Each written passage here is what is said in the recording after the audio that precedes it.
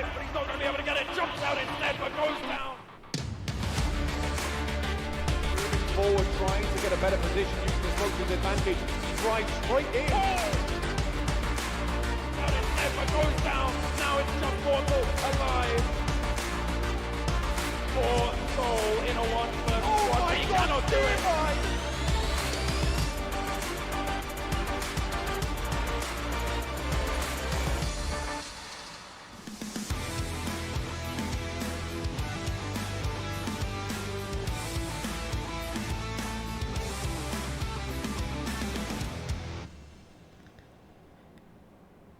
Ladies and gentlemen, welcome. I am PC Peasants Gaming and I have Crips here from Mumbai. And today is day 4 of the semi-finals. Did I get that right? Yes, you are right. We are obviously keeping track of the days, and yeah, time is surprisingly not flying by because this is the PMCO Spring Split 2020, the semi-finals of the Indian qualifiers. The 4th day is here, which means we have seen each and every team in the tournament perform. Now, every team has seen each other perform. How do they change things up today? I'm assuming that this day will be very interesting because we will get to see some new stuff probably. Yes, absolutely. We have a lot of action-packed maps for you today. Let's look at the overall standings in the meanwhile. ELMT Esports numero uno, first place with 57 kills, 131 points. But Marcos Gaming, who is playing today, is second place with 58 kills and 130 points. Hopefully we will see a comeback from Marcos Gaming. They've been very aggressive so far, so let's see how it goes. Then we have 7CZ Esports coming in third with 43 kills, 112 points. All they need is a chicken dinner and they will be back in a top 2 situation.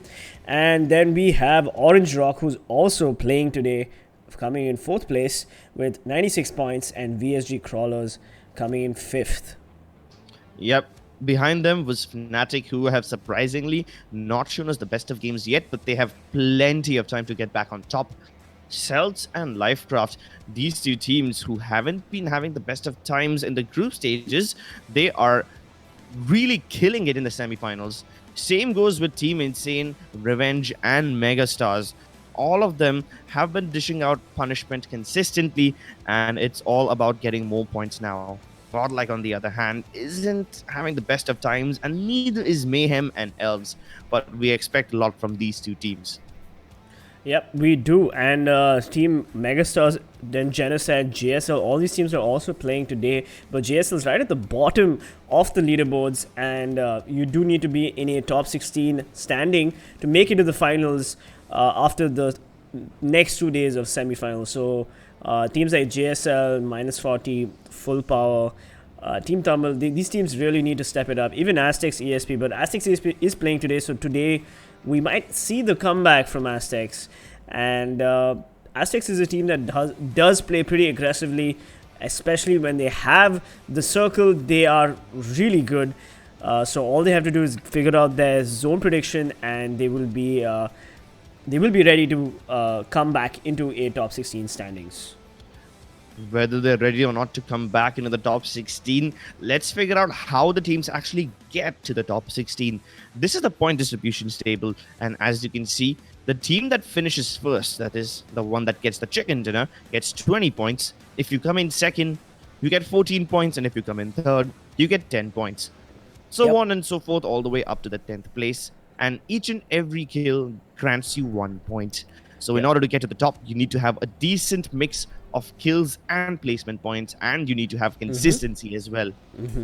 All right, we've got 4 matches today, so don't go anywhere. We are starting off, of course, at 6 p.m., but we will end by 9:30 p.m. It is Erangel match number 1, Sanhok match number 2, Miramar finally match number 3, and Erangel again at match number 4. So this is the schedule. Don't go anywhere. We're going to have a very interesting game. A bunch of games today because it's Group A and Group B, which has some of the most interesting teams, in my opinion. And yeah, we've got Fnatic, we've got VSGCrawlers, amazing gameplay from both these teams, especially VSGCrawlers, really good in Miramar. We've got UMExRxN Esports, again a team hasn't been performing the greatest so far, but They were killing it in the group stages, so I won't be surprised. Marcos Gaming, of course, the aggression, the speed, the momentum, that team is not to be trifled with. In Group B, we've got Orange Rock, Aztecc Esports, again, extremely gifted, talented players. Godlike, they haven't had the greatest semifinals, but it's okay.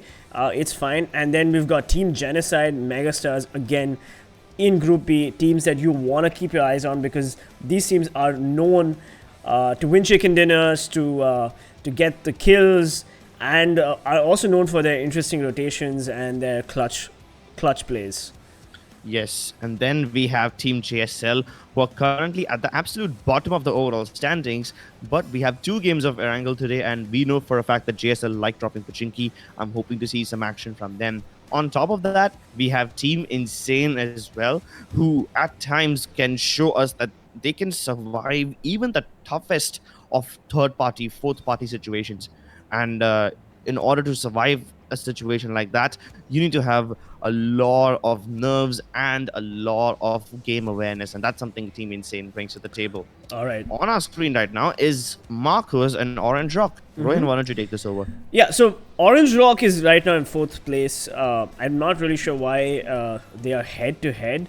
Their Marcos Gaming is clearly like killing it in the kills department and the damage, but I guess what the production team is trying to say is Orange Rock is definitely going to give Marcos Gaming a run for their money because players like Mavi and Daljit and Anto, these are amazing players that are very mechanically gifted. But Orange Rock's Pan Singh, the dude, and the other 2 guys whose names I'm not getting on my tongue right now are very aggressive players, and Marcos Gaming has been going full YOLO, full aggression. The team from Hyderabad is not afraid to get their hands dirty, and it has largely worked for them in the semi-finals. We have VSGCrawlers and UMExRxN also on the screen right now. Crips, do you want to take this? Yep. So VSGCrawlers is the kind of team that has been getting their timing down to perfection almost every time.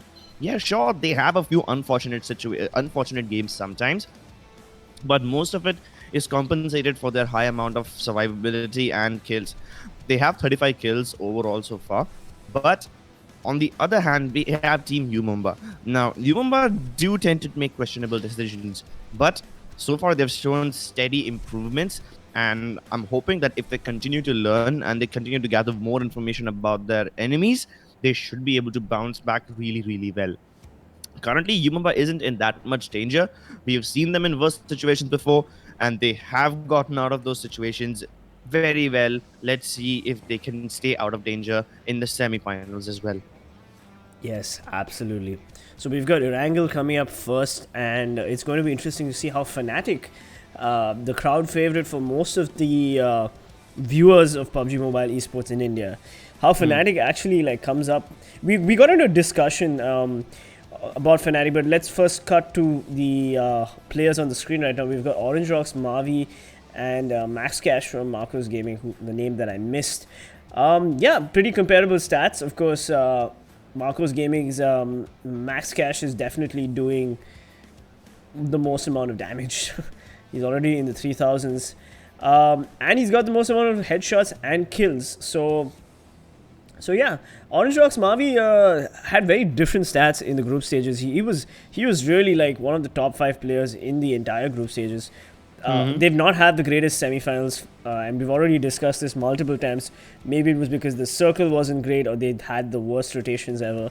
But Miramar is again a map where Orange Rock seems to do really well at.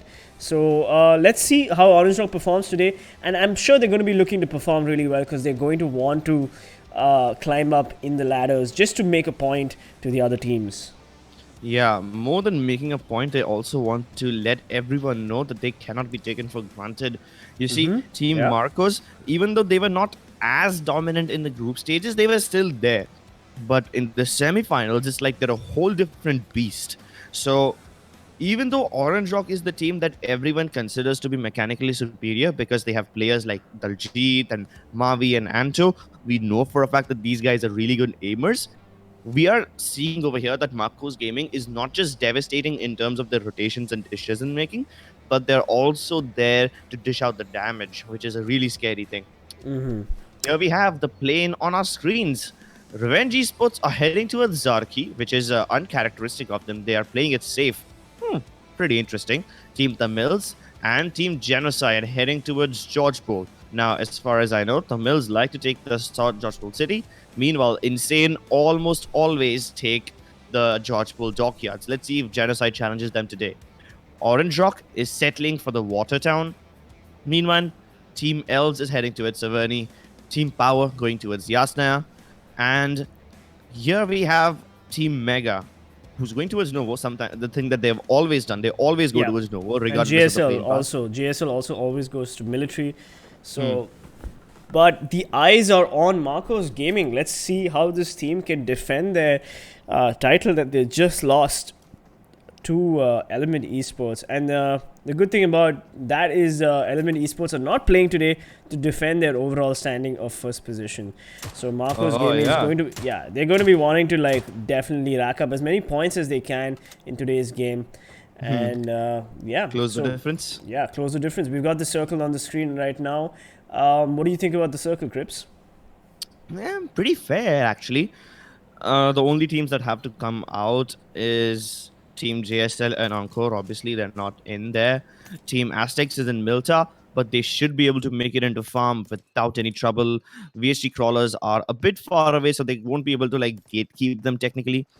Even Team Ecstasy is out of the circle at this point in Milta Power, but they should be able to make it back safely. I don't expect to see a lot of early game fights, but if some of the team decides to just go YOLO somewhere, then we might as well just see a few. Either way, Orange Rock this time are taking a different approach. They have sent Mavi away from their team, and he's just looting smaller compounds. Meanwhile, as far as I know, the rest of Orange Rock is safely together inside the Water Town. Now, let's not forget that Team Ecstasy are finally in prison going for the shootout on VSGCrawlers. Unreal, does he have backup though? This is a 1v2 situation. He does have the armor, the heals, and he has the kit to take this fight, but it doesn't look like we'll be seeing that fight anytime soon. Anyway, we've got Fnatic on the screen right now doing their daily drop in these barns and this compound. They always drop here. They seem to get like decent loot every single Erangel map. But the team that I want to actually talk about, which even the chat is excited about, is Team Tamil. Team Tamil is a team that has always had a good Erangel game, and they've always taken multiple fights, and they've largely survived those multiple fights. And I'm interested to see how they play today in this match of Erangel. Well, here we have the circle on the screen once again. As expected, Team Ecstasy is the only one who was spreading out. At one point, they said they're in Milta Power. Not anymore. They're heading towards Lipovka, actually. And we just saw Unreal on our screen a few seconds ago taking a fight with VSGCrawlers. But they didn't stick around. They just went back into the circle safely. And now that they know Ecstasy is in prison and in the surrounding areas, now VSGCrawlers might gatekeep them. Sure. Earlier, they probably wouldn't have been able to do so because they didn't have the information. TeamElves, surprisingly, I thought they were going towards Yasnaya, but now they've moved on towards Stalber and Kameshki, which means Team Power is all alone in Yasnaya.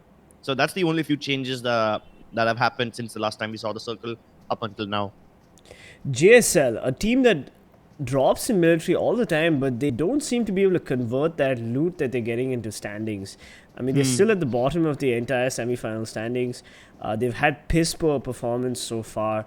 And I'm surprised that JSL, despite having the decent loot, they always end up falling to the last circle. They're not able to sustain their survivability so far. They make it to the last circle for sure, but then they just get fragged. So yeah, that's something that JSL definitely needs to worry about. But somebody in the chat was talking about how one player can make a difference for an entire team.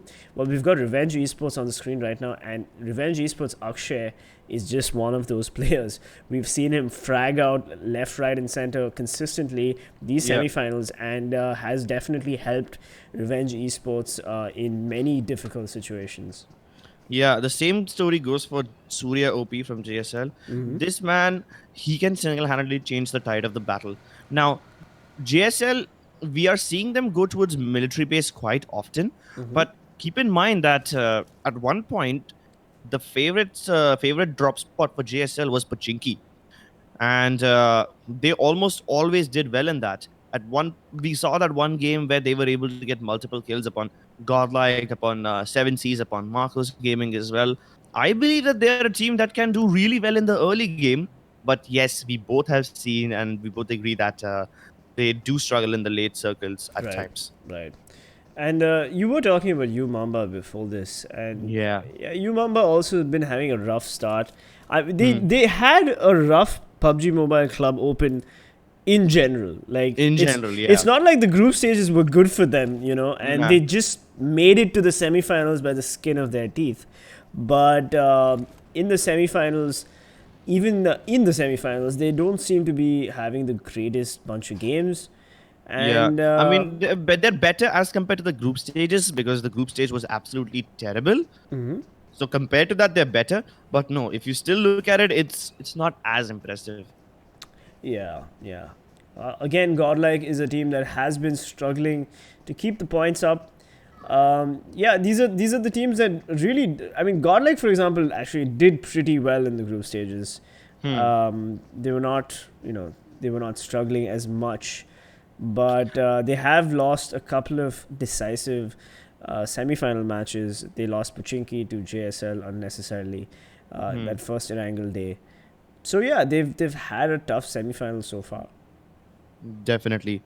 More than that, Orange Rock sometimes end up losing aim fights, which is very uncharacteristic of them. Yesterday, we saw them bounce back real hard because they started seriously trashing teams left, right, and center. Otherwise, at one point, they did not seem like a team that just cannot be dealt with. I mean, they were not as scary a couple of days ago as they are now. So they are. It's that one team that gets more comfortable over the time, and that's something that's common between teams like Orange Rock, and it's common with Fnatic as well, and so is it with Team Aztecs. Even in the group stages, we saw Aztecs. They did not perform all the way up until the fifth or sixth something day like that. Yeah, yeah, absolutely. All the good teams sort of like just had a great comeback towards the end. I mean, we have some bullets flying finally on the screen right now. It looks like Revenge Esports got spotted out by Team Insane. Where is Team Yeah. Insane from again? Which city? Are they from Kerala? Oh, I'm not sure about that. I just know that they're from South Georgepol because they keep dropping there every time. I'm concerned about the drop locations more. But here's the thing: I'm actually surprised we hardly get to see South Georgepol fights. We have Team Genocide in South Georgepol City. They are just starting to move out now. Insane always in South Georgepol Dockyard, and then TeamTamilas in North George. They never fight with each other. I'm kind of sad about that. Revenge are now making their way in from Zarki, and hence they run into Team Insane. But the circle moves once again, and that's gonna be a pretty hard northward shift. Yes, absolutely. We've got Team Aztec, of course, setting up shop in this quad house and not doing much, just firing off a couple of shots at players driving by. But Team Sneep. By the way, we've been saying it wrong. It's not Nipu. It's Sneepu. Yeah.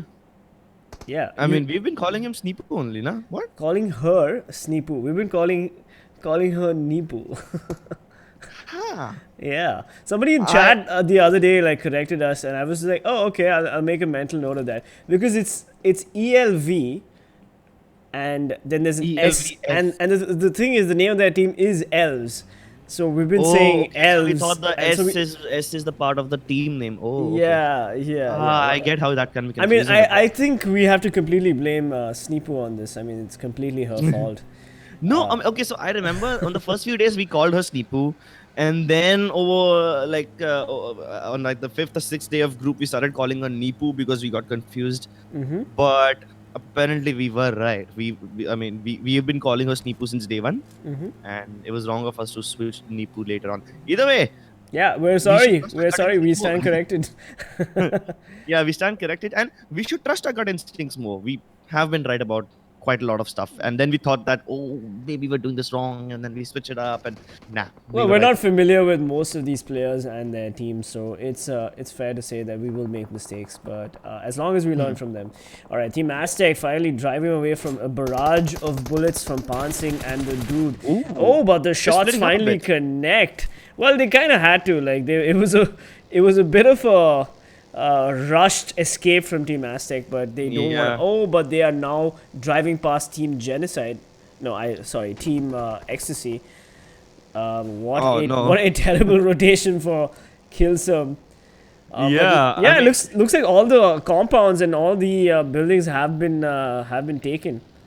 Oh, he's chasing him. Unreal was trying to get the information, but now they just see each other on the other sides of the bridge, and they're like, okay, there's nothing we can do. We can just bid goodbye. and hope to fight later on. Meanwhile, Fnatic taking a knock on TeamTamilas carry OP, and also having done a little bit of damage to Mr. Spray from Team Tamil. It looks like Fnatic and Team Tamil are going in. Paritosh going in with the buggy. He steps out. He tries to third-person peek. Let's see if his nade is going to connect these two players. Oh, but the nade is a mistake. The nade just bounces off harmlessly. Not harmlessly, does damage Paritosh a little bit. Ash not looking too good as the Fnatic players are trying to get an angle on the dug-in Tamil players. But the nade, oh, Tamil Manti OP nades himself. Oh, unfortunate. This is not a good situation. Mr. Spray throwing another nade at the Fnatic players. But is it going to connect? That is the question. It does not. Ronak, of course, staying on the hill, not wanting to take a shot at anybody. Meanwhile, Fairs on the kill feed, falling from a vehicle. We've got already so many mistakes in this PMCO. Crips? Yeah. It's not even been the first circle, and two people have made horrible mistakes. Might just cost them the game. Fnatic now realize that Raven are actually, not Raven, Team Tamils are actually split up in both the houses, so they start nading the other one as well. But they're all trapped behind this little area, and as they try to go for the heals, Mantiobi finally makes up for his mistake. It knocks out Oasis, who was already pretty low. And now Fnatic are trapped. They have to keep worrying about reviving and healing. Luckily, Team Insane is trying to fire a couple of shots at Team Tamils, so that might just save Fnatic a bit, but it's still a lot of problem. Oasis and What Paritosh a both get knocked out by beautiful the nade. double nade there, right? From Striker, I believe. And I think it's time for Fnatic for Ronak to give his teammates covering fire. If Striker can get Ronak, maybe, then he will be in a better then it's position game to over. finish off Fnatic. And now Ash needs to go help out Paritosh. These vehicles are also smoking. I wonder what Striker is going to do. He's looking for an opportunity, but the vehicle explodes and Striker is not going to be able to leave. Ronak providing cover for his teammates. Honestly, at this point, Ronak is the only one who can save his teammates. Mr. Spray tries to go for the spray, but does not connect with anybody as these teams are facing off again. Oh, Striker, nice attempt. Nice attempt. Paritosh heals up slowly with his painkillers, I believe, and his bandages. Looks like Fnatic doesn't have the heals anymore. How has this fight dragged on for so long? Ash, how did he get knocked out? Striker and Paritosh, they both go out in a flurry of explosions. Yep. This is bad. Ronak can do absolutely nothing at this point. There's even Absolutely a smoke that's covering his vision. He has to get down and help his friends out. Ronak, he's just gonna leave. No, Fnatic is good as dead. Unfortunately for Fnatic, what a terrible push from Paritosh. And despite the fact that Manti-OP naded himself, Team Tamil came out on top. And that is a 3-man disadvantage for Fnatic right there in the mid-game. How? I don't understand. How did Fnatic not convert that mistake? How did they not punish that mistake from Team Tamils? Oh no, there's a nade right in front of his face. Okay, that's just... yeah, otherwise, they would have been so scary to see that literally land over there. Absolutely. Yeah. JSL fighting off with Team Power. But Team Insane finally entering the fight on Team Tamil, getting a knock on carry OP. But I don't think Team Tamil is going to be too worried. That's a very good early victory for the Tamil team, and they're going to be pretty happy about it. In fact, taking out 3 players out of 4 from Fnatic, an organization that has a lot of clout and hype and respect. Yeah. That's definitely going to motivate the team and give them a lot of morale. Especially after defeating him in a very humiliating way like that. Yeah, definitely. Yeah. And look at the circle. It's a disaster. The circle is an absolute mess. Team Insane in the center, and Yep. Team Insane have the only compound In the center. circle. Yep. They don't have to worry about anything. They have the Harry Potter tower. They have the 2 buildings, of course, at the edge Yeah. of the bridge. But let's see what JSL does here.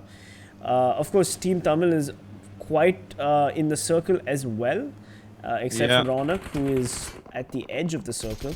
But Umumba spraying down Surya. Oh, but Surya is going to regret jumping out of his vehicle, and he gets knocked by Destro from Umumba, and Bhishma blows up his vehicle as well. Oh my god. Surya OP taking damage left, right, and center, and he's done for. He's done for. Oh, VSGCrawlers are stepping into the fray. Revenge are also here. All these teams are just pulling up in their cars, and this battle is about to go to a whole new level. VSGCrawlers already lose 1 player. We have Revenge making mistakes. Sonic accidentally knocked out his own teammate Raid with a nade. No, not again. How many missed nades do we have in this game? Yeah, this is the game of hot potato as these players throw nades at each other instead of their enemies. But Akshay, the Revenge Esports mascot, for me at least, looking pretty low. Meanwhile, we have Tamil Gaming also off screen, getting a few knocks on Godlike, Smokey OP, and thirsting him as well. And Godlike has been eliminated by Team Tamil. Mega, we have Mega on the screen right now, trying to get in and trying to set up some smokes. But Yep. Marcos Gaming, the team that I would be really worried about. But holy shit, we've seen so many knocks in the kill feed, too many to count, as JSL Yep. finally aggroes Marcos Gaming, gets a knock on him as well. And Ronak, Fnatic's Ronak getting a thirst on Team Ecstasy. Yep, but Revenge, as they try to converge upon VSGCrawlers, Team Power are also trying to third party into this fight. Power have lost a player already, but the rest of the team is far away, so the rest of Power is safe. But JSL, they are in the chunk of the action, and they are literally getting slaughtered in every direction. Robin God does manage to knock out 1 player. That's gonna be a player from VSGCrawlers, but how long can he stay alive? How long can he keep his teammates out of trouble? Mega start to third party onto the Team Power, and that's good. Now Mega have a chance of completely destroying Team Power, because JSL Glaive just found himself a little window of opportunity. He should be able to survive this. The nade is Meanwhile, yeah. devastating. Marcos's nade. Marcos is playing all out. They are going to go for the risky plays and try to see if they can win at least a couple of kills, if not the position. Meanwhile, Mumba's Goldblade, not sure where he is right now. Team Ecstasy also, the lone player of Team Ecstasy, Salil, trying to sneak into the circle as quickly as he possible. He has just the 1 first aid and the 2 bandages, and he's going to need it at the end of this rotation. No, he's dead. He's dead. not going to make it. Oh, you shouldn't have stopped there, Sahil. Unfortunately, that is going to hurt. And yeah, Team Ecstasy has been eliminated. We have 14 teams still in the play zone, still going on, so don't worry. When did Umumba even have the time to pick up an op? Well, that's great, actually. It's going to give them a massive edge over teams like VSGCrawlers.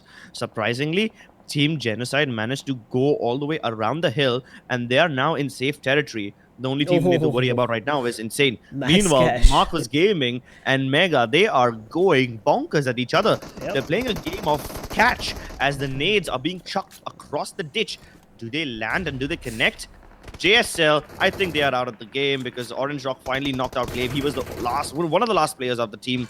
Marcos Gaming, though, they continue peppering down Mega Conquerors with their DPs, and now they switch to the micro Uzis as they come closer and closer. This nade might just actually do the work. It might do everything. Yes. And it does. It knocks out Swag. Oh, but Pansing gets picked off by full power from the far end of the circle, and Macros Gaming is out. What a risky push and aggressive play right there, but it did not turn out for Macros Gaming. And now we've got two players from VSGCrawlers trying to get an angle on the lone Revenge Esports player. CG with the spray down, but does not connect. He has an inkling of where Akshay is, and he's just trying to get an idea if Akshay will peek him again. Meanwhile, we've got three players from Orange Rock alive, and Revenge Esports also eliminated by the VSGCrawler player CG. Oh my god, Anto, JSL gets eliminated. Mavi and Anto are taking a lot of damage, and Mavi also finally gets eliminated. It is up to Daljit. JSL at least managed to get one kill, one confirmed kill onto the player of Team Orange Rock, so that's at least a few points in the bag for them. Yep. But while I say that, Aztecc, Genocide, both of them fall. Two teams knocked at the same time. Full Power, Elves, Fnatic, Orange Rock, all of them are down to one player each. Yeah, absolutely. Like, and UMExRxN and VSGCrawlers just have the two players. Right now, it's Team Tamil, Team Insane in the best positions. Fnatic, Ronak falling to his death. Quite a disappointing performance from Fnatic. They expected a lot more, and it was an unnecessary push on Team Tamil. But the map, of course, look at the map on the top right hand corner of the screen. Not sure what Zoom Boom's trying to do all the way outside in the blue zone. No. But it looks like he's also going to fall. Or maybe that's a glitch. I think that's a glitch. TeamElves also gets eliminated. And so does Team Full Power. It wasn't a glitch. But you know what? You know what the thing is? At one point, okay, never mind. VSGCrawlers just decimated Daljit. So at one point, Team Insane had the best position, and yeah, I thought they would get a lot of kills because they were centrally located, but guess what? They did not even participate in this fight. Everyone else tried to storm the northern border of the circle, and they ended up knocking each other out. Now, Team Insane have all 4 players alive, and so do TeamTamilas. They look like the favorites to win this game. Vexy just went down to a VSGCrawlers player, and I don't think Swag has any cover to revive him. At the same time, he's inching closer and closer to VSGCrawlers. He has an M249 though, so that can definitely devastate up at close range. And as CG gets up to cock that nade, Swag will finish him off. He gets the thirst as well, and he's now trying to fire upon RV. The M249 can destroy vehicles like anything, and even UMExRxN trying to get him, but no, it's actually Tamil who steals that kill away. From impressive stuff. Absolutely. Team Tamil 4 players, Team Insane 4 players, all these teams. Oh, but finally Insane getting the knock on Karaoke. We are having a 4v3 situation between these two teams. Meanwhile, Megastars and UMExRxN. Oh, but Megastars sprays down the UMExRxN player. And I think Team Tamil is in a very bad spot. They are down on the low ground, and they have Team Insane all over them. So while they're safe from the other teams, Team Insane will definitely lay down the punishment. UMExRxN also steps into the fray. They try to get one kill onto them, but Vexy has a nade heading towards him. I think Legend might as well connect this. Can he do it though? It doesn't connect, so he's safe. Mega are now focusing upon Team Insane. This is exactly what they needed. Raven does get a knock onto Destro from UMExRxN, but Legend returns fire upon Mega, and Mega are taking too many fights at this point. Team Insane, they are all huddled up, nice and spread out across that little gap on the hill. They have no cover, but they don't need it. They have a bunch of vehicles right next to them. Anyway, Team Insane seems to be in a great position. They have 4 players remaining. So does Team Tamil. Even though they keep getting knocked, they've managed to res their players.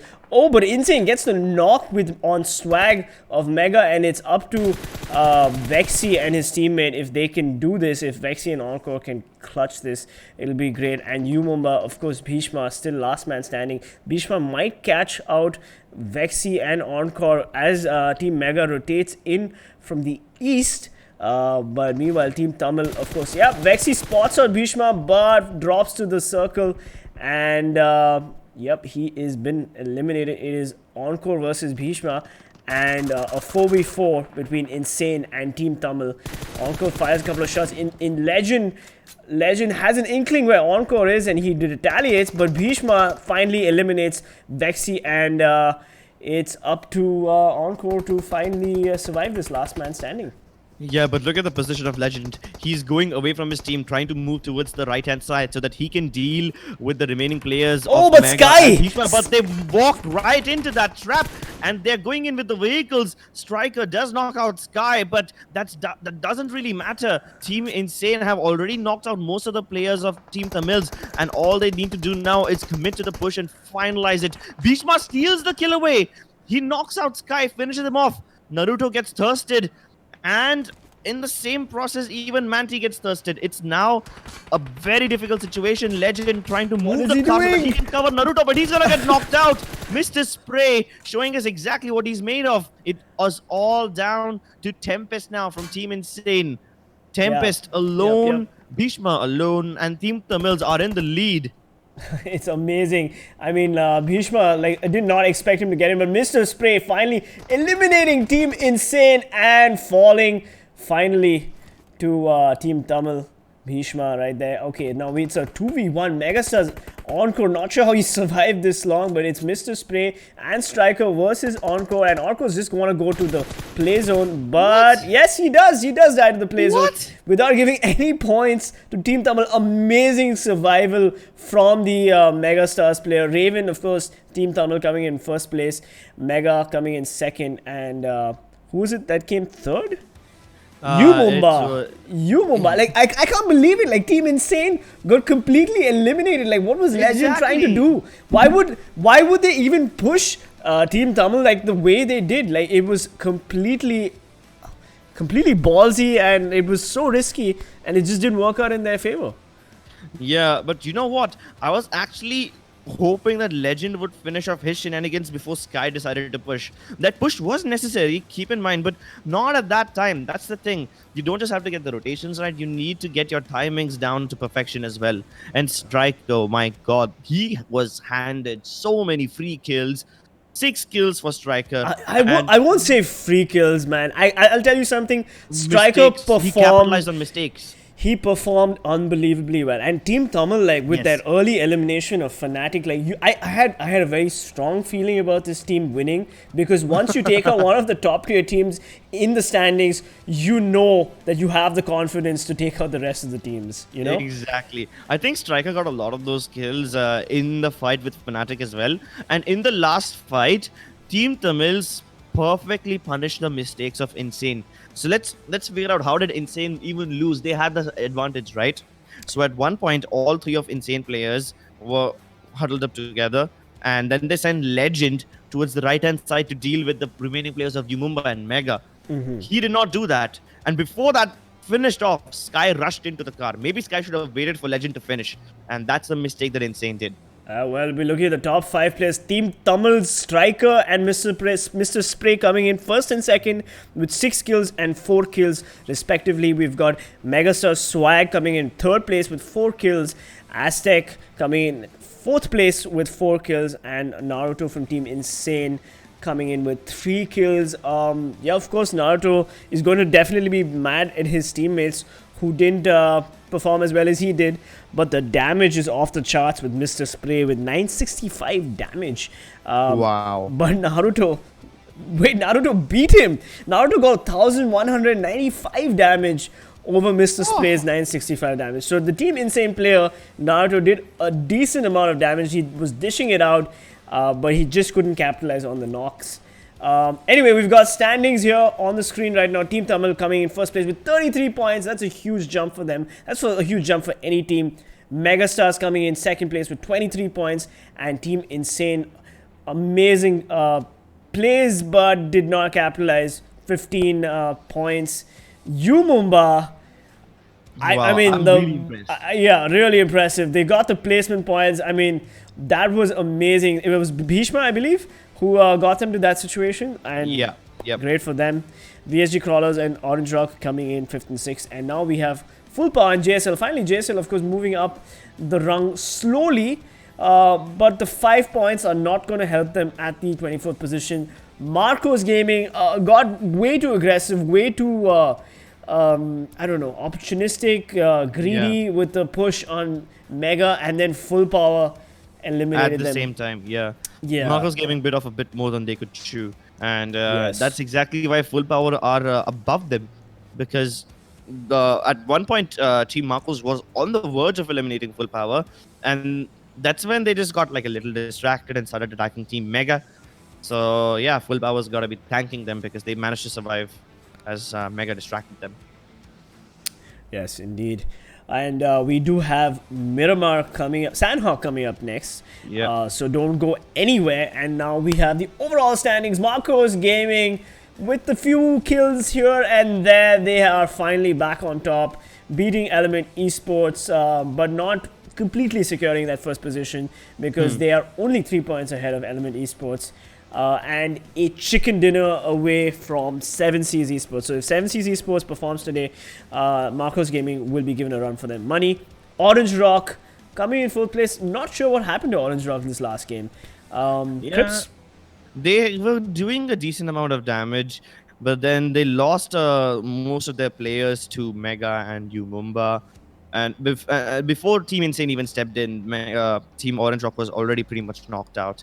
So yeah, I mean, I can't blame any team. This whole circle was ridiculous. And we saw so many names on the kill feed, and it was just going berserk. So I can't even blame them. No, but it was Either way- JSL, I think. It was JSL who finally got the molly on Mavi. JSL's Robin. Okay. And yeah, so they did get into multiple fights and they were in a sticky situation. But Revenge Esports, of course, climbing up from to 11th place. And yep, here are the standings of all the teams that are going to be, that we're worried about, really. We've got JSL still at the bottom position. Aztecs going down a notch. TeamElves maintaining position 18, of course. Not going, but it's not a great position. I wouldn't be proud of it. They are not too far away from the 16th position. So TeamElves really needs to make a comeback to secure their position in the finals of the PMCO Spring Split.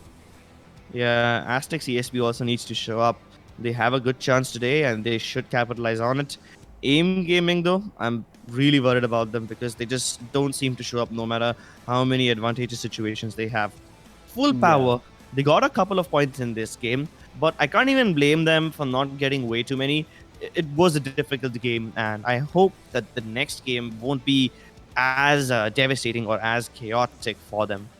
Yeah, absolutely. And Mayhem's standings are also like, quite piss poor. Like, this team was owning it in the group stages. They were like one of the best teams in the group stages, but they've just been shitting the bed completely in the semifinals. And I know I'm being a little mean here to Mayhem, but what are you guys doing? Like, you guys really need to like step up your game and show us some of that group stage energy, enthusiasm, and skill.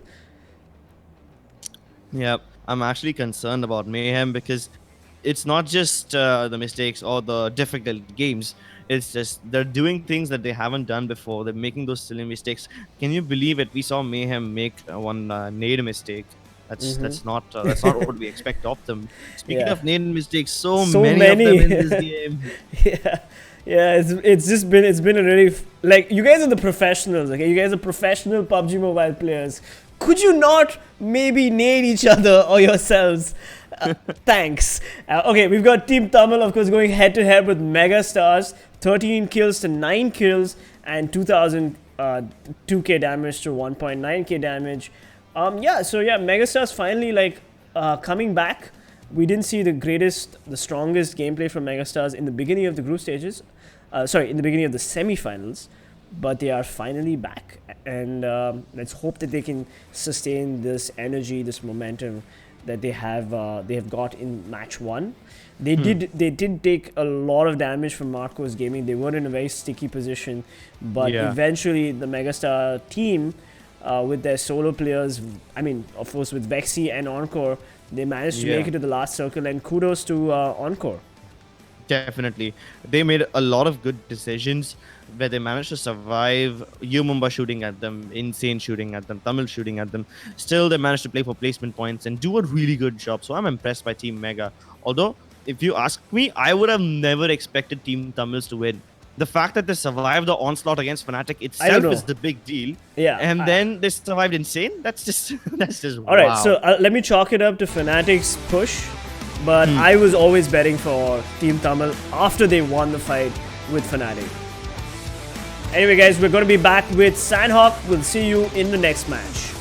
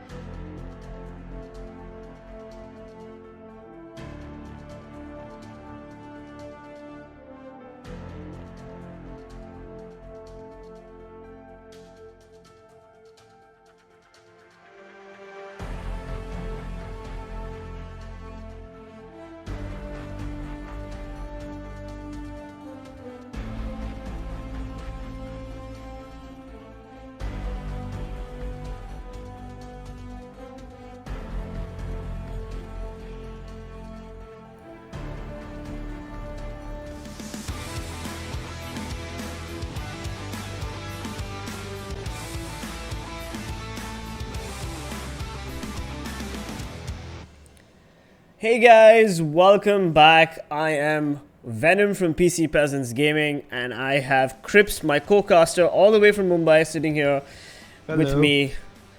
Actually, we're not sitting together. That is incorrect. I'm in Chennai, he's in Mumbai. But hey, it is the digital world, and we are casting the PMCO Spring Split semifinals. This is day 4. We just got done with match 1.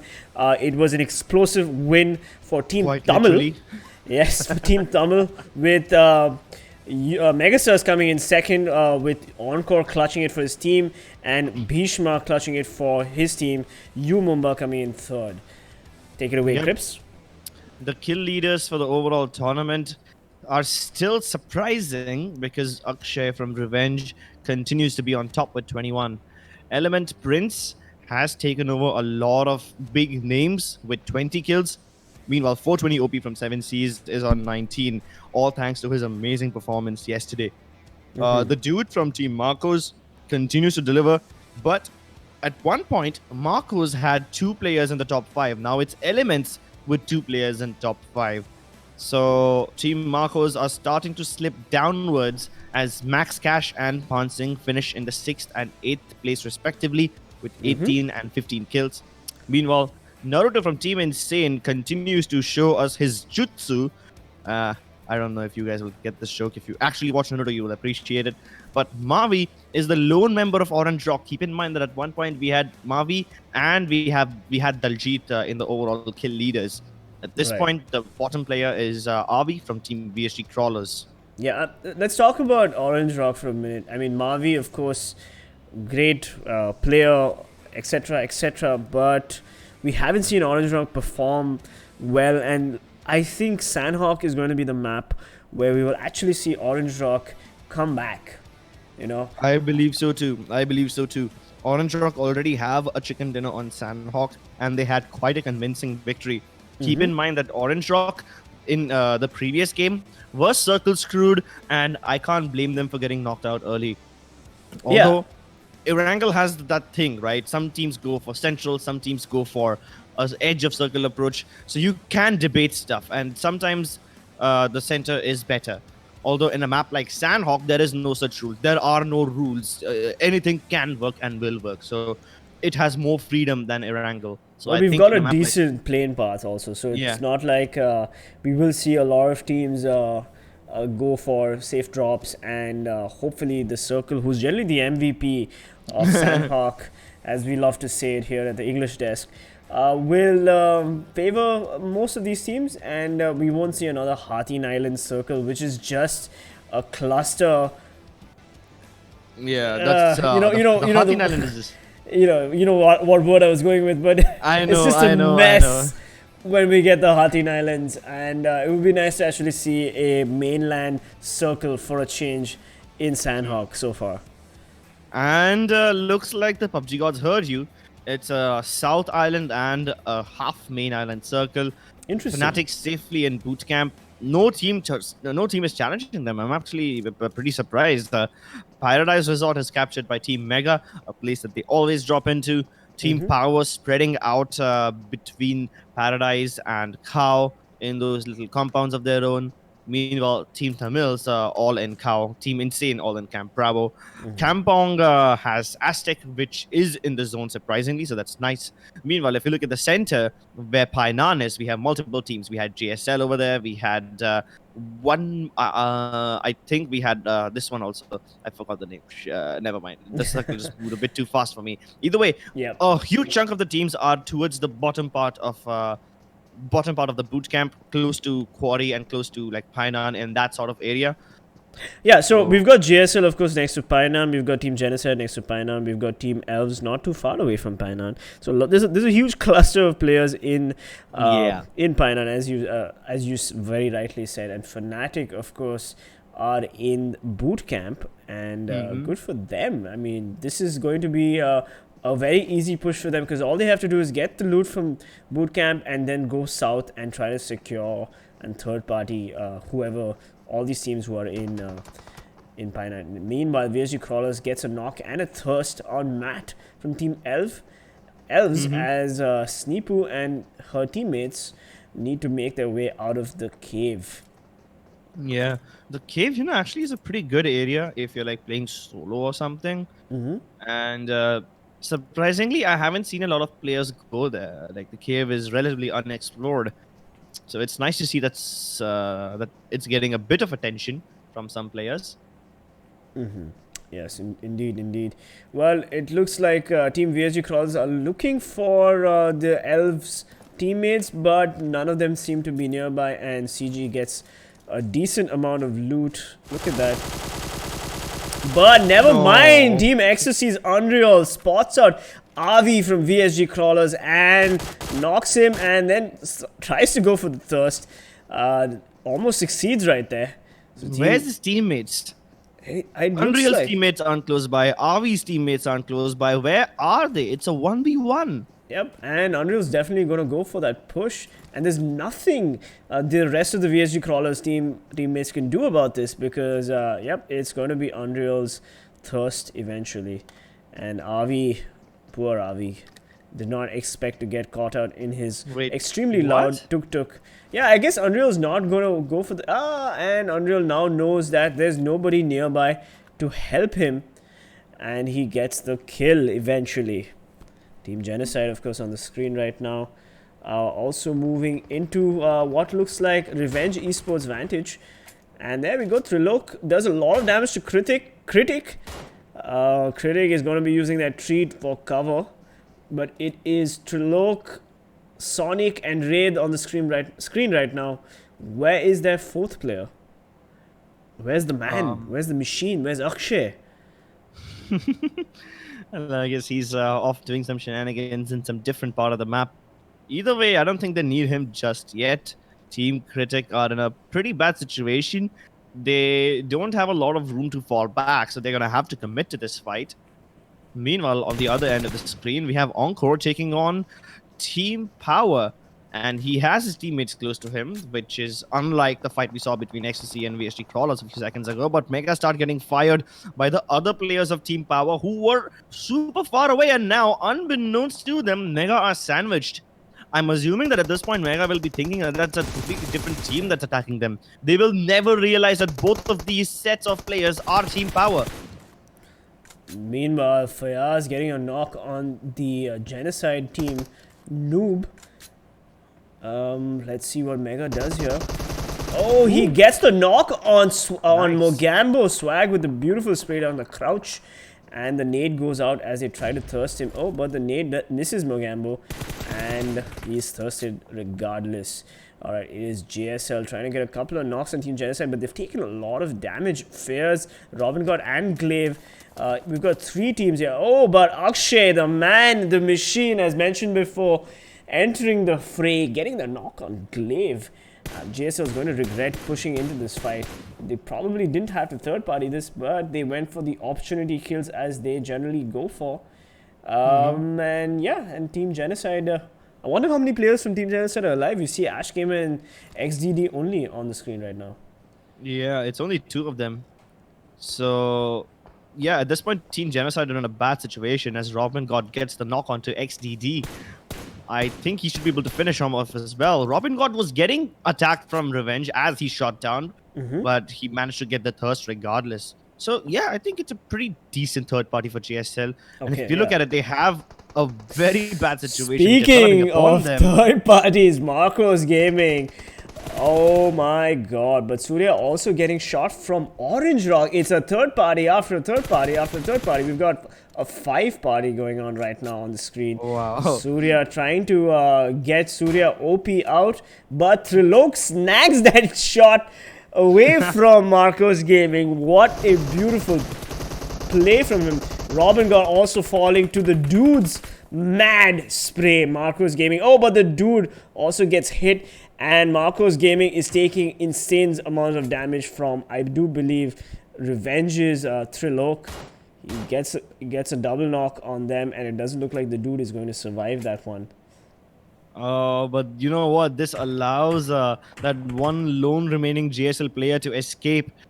We saw him try to make his escape, but he just managed to slip past in between the...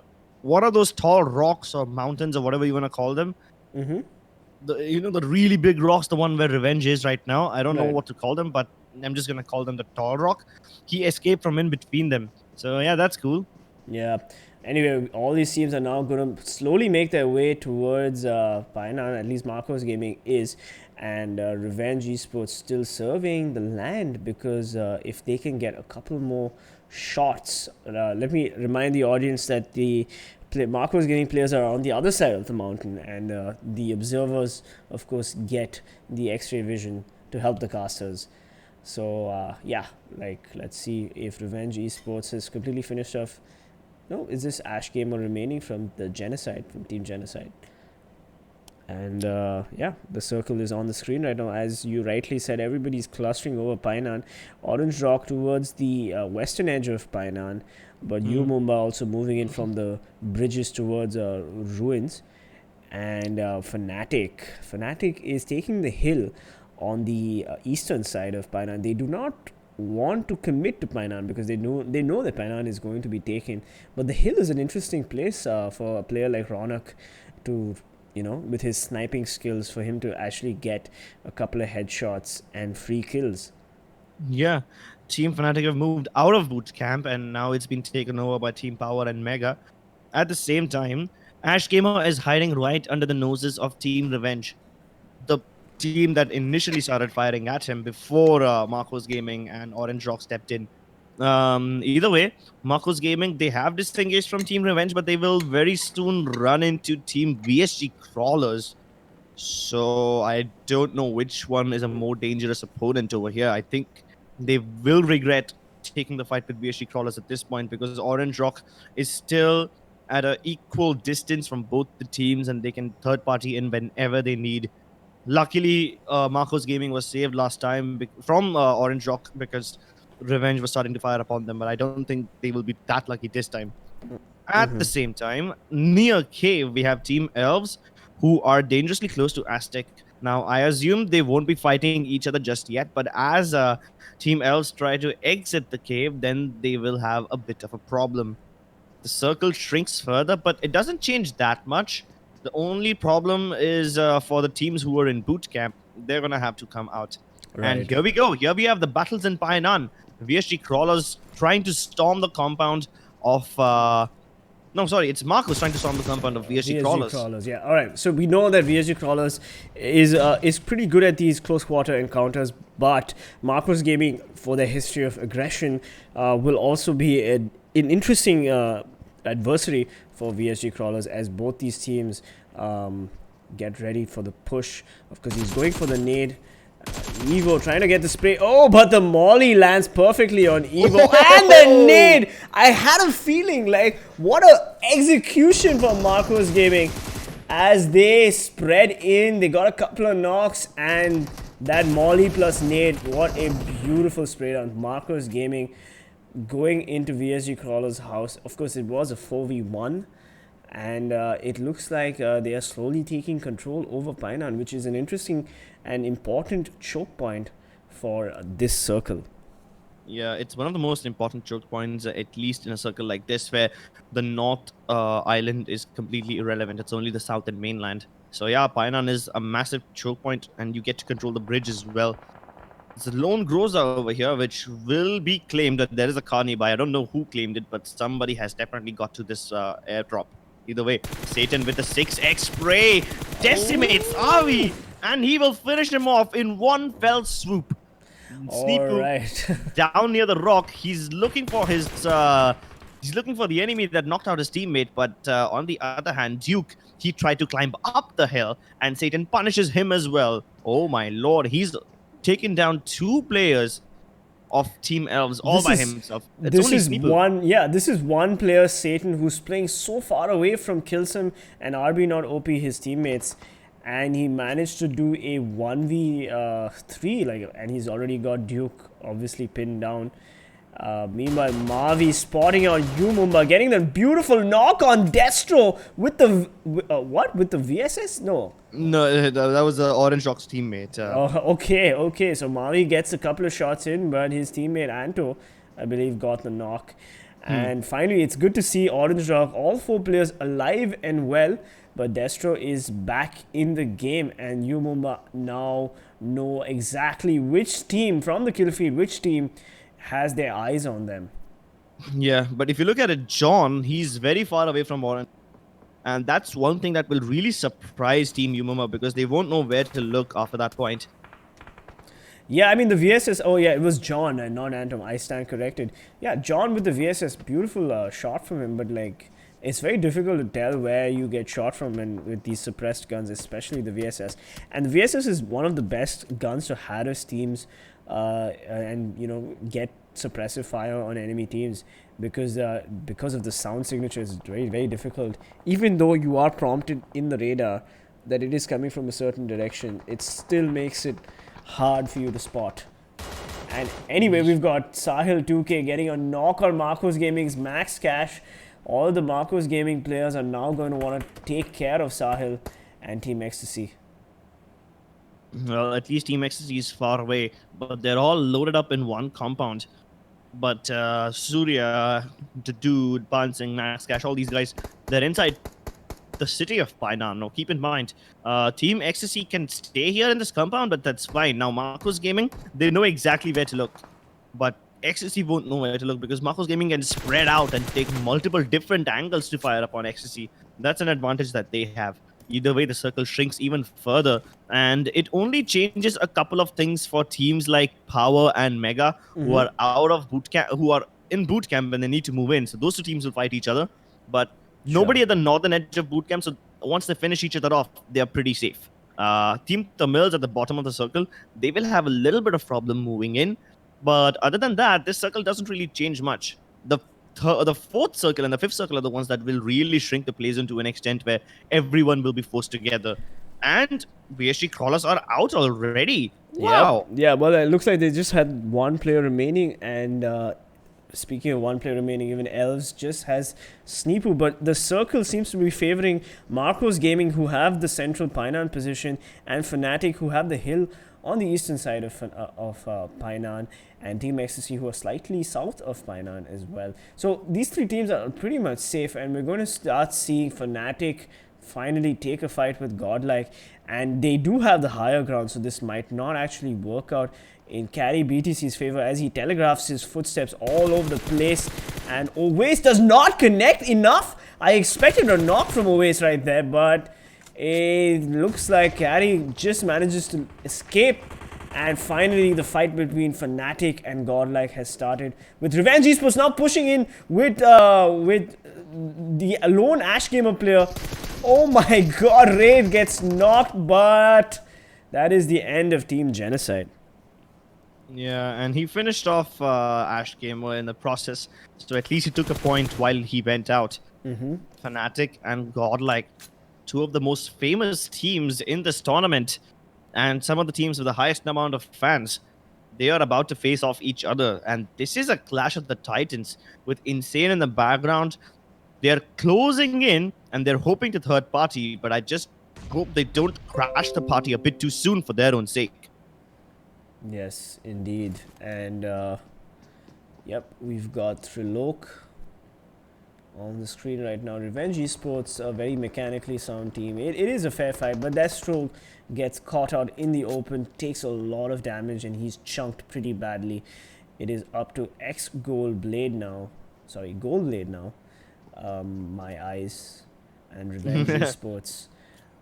See how these two teams battle it out, because they are at the edge of the circle, and whichever team wins this fight right now, of course, UMUMBA and Revenge are firmly in the circle. So are Marcos Gaming, Team Ecstasy, Fnatic, and Godlike. Even Orange Rock quite safe on the western front.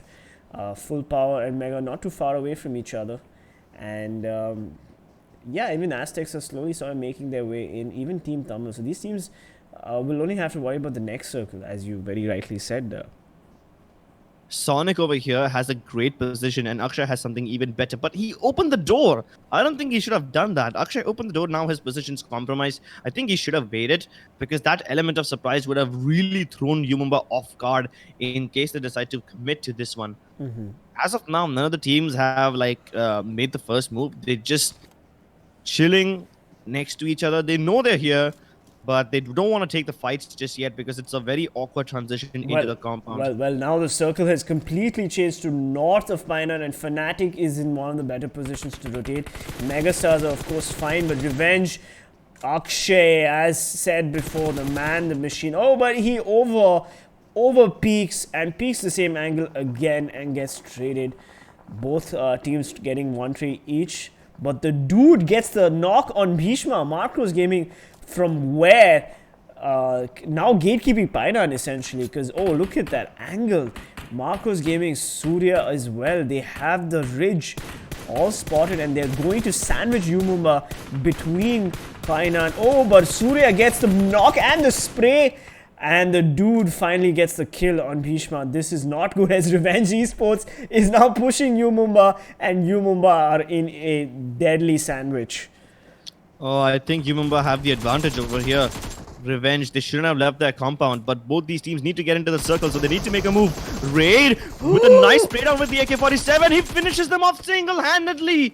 Oh my god, that was devastating. Oh my god, indeed. What a beautiful push by Revenge Esports with a little bit of help from Marcos Gaming as well.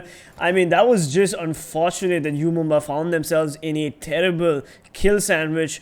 But hey, that is PUBG Mobile, and the circle of course screwed all these teams as they moved north.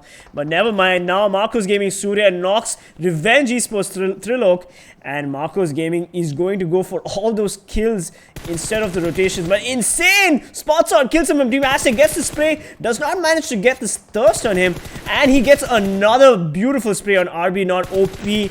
Look at Naruto go, Team Insane, making life hell for Team Aztecc. Aztecc caught out in the open with no cover to spare. Satan just managing to escape by the skin of his teeth, but it looks like Killsum is also going to fall to Team Insane, and the circle moves. The Blues are... Nope, I stand corrected. RB, not OP. Manages to res Killsum, but Killsum might want to first aid himself. Naruto standing behind. He's like, hey, wait a minute. Where you going, buddy? Gets the knock on RB, not OP, and Satan is just like, never mind. Oh my god, the Team Aztecc players are now having to deal with the circle at their feet and Team Insane. But meanwhile, Frosty OP staying quiet on the eastern hill. Oh, never mind. He spots on Naruto, gets a couple of shots in. Even Fnatic entering the fight. Fnatic! They get it. They do manage to get the knock onto Naruto, and Tempest is down by Aztecc. They are returning fire. Aztecc are not going to go down without a fight. And somehow, Revenge Esports, as they get fired upon by TeamTamilas, are decimated and eliminated. Naruto, though, he won't be taking any crap from Team Aztecc as he manages to knock them out completely. Even Marcos Gaming stepped in to steal a couple of kills. And Legend, he's trying to stay outside the zone and heal himself up, but Fnatic have vision on him. Even Orange Rock sort of got in on that Revenge Esports action, but Oasis, is he gonna let Legend get in? And no, he does not. Insane. Whoa, what? Team Insane. Nipu stole that kill on Legend. Beautiful steal from Nipu. Never mind. Oasis is like, hey, that was my kill, and he manages to get another kill. Alright, here we go. We've got 8 teams in the map right now. Full power with 2 players remaining. Team Ecstasy with 1 player remaining. Still doing a heal off in the blue zone. Probably not going to survive any longer. And all these teams, Orange Rock, Marcos Gaming, they're all moving in slowly and steadily. Yeah, but Marcos Gaming have the compound. At the same time, Orange Rock is trying to take that compound from them, but as TeamTamilas move in, they will get shot by Fnatic. So Fnatic have vision on 3 teams now. They have to choose their targets carefully. Karaoke drops down and he manages to get the kill onto Max Cash. But Owe steps into the fray and he decimates Mr. Spray. He finishes off Surya. Now Fnatic have way too much advantage in their hands and they're leading in the kill points. Orange Rock holding this compound down like a fortress. They're not going to let anyone in. They get the knocks onto TeamTamilas. TeamTamilas desperately trying to stay ahead of the blue zone. They have a knocked out player of Marcos on their screens as well, and they take him as a free kill as they make their way in. But it doesn't really matter because Orange Rock will gatekeep them and eliminate TeamTamilas for themselves. Fnatic will try to steal the kills from them, but it's not gonna be possible. Well, Orange Rock secure the points. Marcos Gaming, still 2 players remaining, but what a beautiful play from Fnatic. 7 points on the scoreboard right there. Marcos Gaming with their little outhouse doing a little bit of damage to Mega as they move in from the north. And I have to say, Fnatic, what a beautiful play. Only losing Ronak in that exchange. But No, wait, actually, Ronak was killed by Team Ecstasy Frosty. Keep in mind that Frosty is the last remaining player from Ecstasy, and he's gonna die anytime soon, so he might as well just take down a couple players from big teams while he does so. yeah, he's probably just harassing Fnatic right now. And he spots out Oasis. Oh, and he Godlike gets the nade on Ash. Where is And they Team were 15? Oh, yeah, they're right here. They're right here as Godlike pushes down Fnatic. Gets a knock on Kinzu as well. Now, Fnatic needs to not only worry about a sneaking Team Ecstasy and Godlike, as Godlike spraying down left, right, and center, getting a knock on Swag of Team Megastars. And Fnatic fighting Orange Rock's Daljit. Finding him out in the open. Team Orange Rock eliminating full power, but they are under a lot of pressure from so many teams. Fnatic from Team Godlike getting a nade on Megastars as well. And Frosty OP enters the fight, finishing off Oasis. And Orange Rock falls to Megastars. This is an insane battle between so many teams. Godlike making it to the last circle. Finally, the team is ready for their comeback. Yeah, but Godlike is on the bottom of the hill. They don't have the position advantage. Meanwhile, the last remaining player of Ecstasy is knocked out. Marcos Gaming was finished off by Mega Paradox as the dude gets sprayed down. Keep in mind that Godlike have a massive advantage now. 4 men alive for them. And they finished off multiple members of Marcos, Mega, Orange Rock. So Godlike was taking way too many fights. Surprisingly, even after engaging all the teams at once, they have all 4 of their players alive, which is amazing. Yeah. Now, Fnatic, even though they're at a man disadvantage 2 versus 4, Fnatic have the high ground. And they have more kills than anyone else in the game. So maybe Paritosh can still pull it off. The MVP, of course, in my opinion, I know it's not going to go to him, but Frosty, the amount of damage that he did to Fnatic, just one player, like crazy amounts of damage, and even Godlike, like third-partying them. So we've got all 4 players of Godlike alive and well. It is a 4v2 situation. They have spotted Fnatic finally, and now let's see what these players do as they play the slope of the mountain, which is always a tricky play because you need to worry about all the angles above you, and you always want to be ahead of your opponent. You want to have the line of sight over them before they have the line of sight before you, and it's just an information trade here right now. Paritosh gets spotted by Exist. The Molotov is not gonna help much as it misses.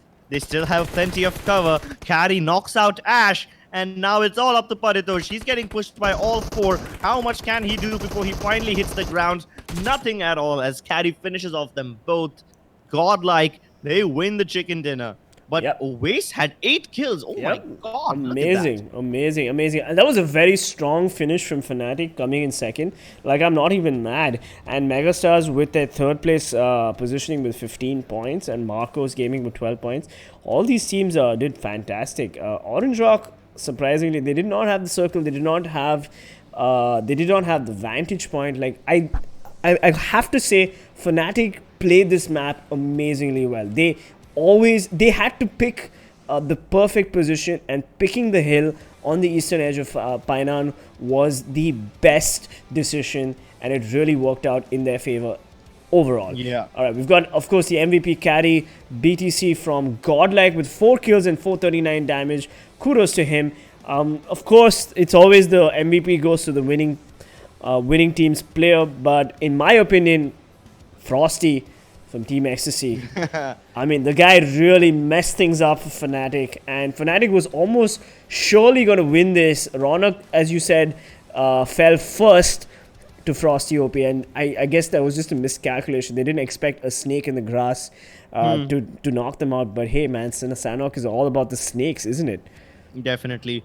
And I think Fnatic would have been able to win the fight against Godlike if it wasn't for Frosty and his little shenanigans. And you know what? Fnatic have always fallen victim to stuff like this. If you remember in the group stage, it was Critic from Genocide who created problems for Fnatic in a similar fashion. and now it was Frosty. Either way, Oasis with a phenomenal amount of damage, 1,142, 8 kills.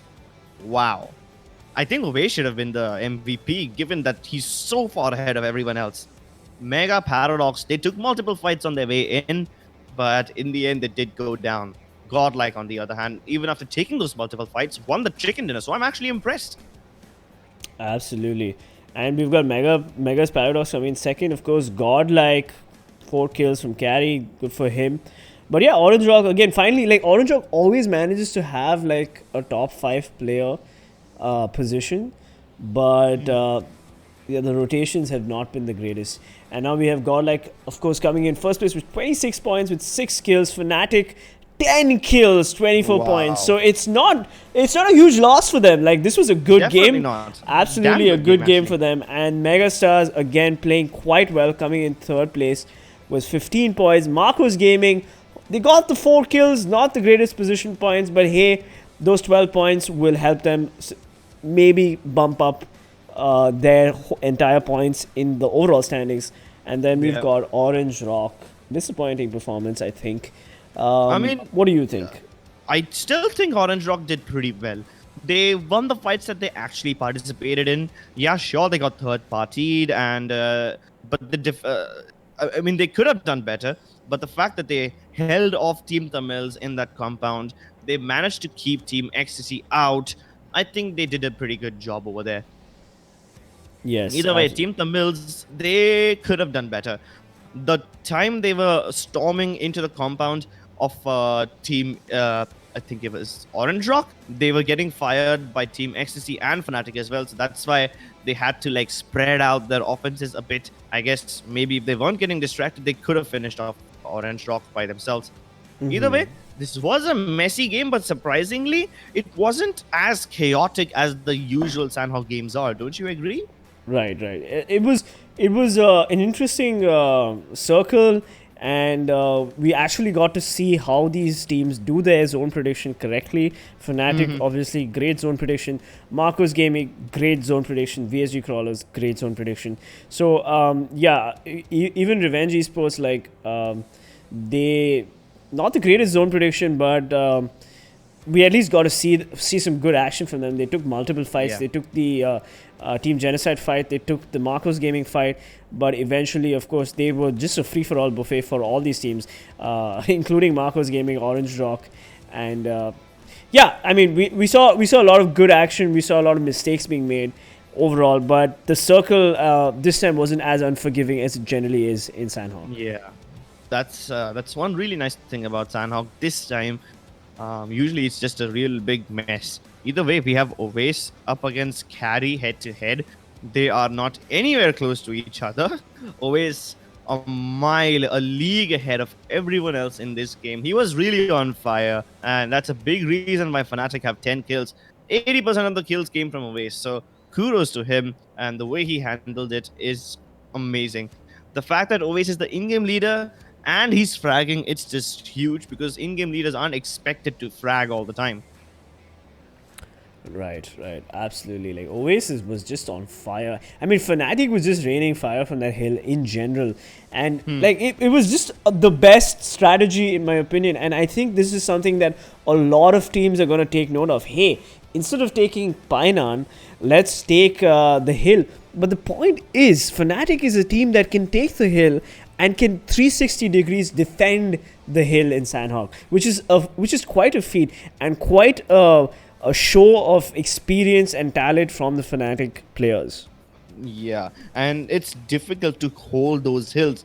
We've seen in the past, in fact, we just saw it yesterday, that even though 7Cs were on top of the hill, they were taking a lot of kills. They, in the end, were eliminated by Lifecraft, and Elements gave a lot of problems to them.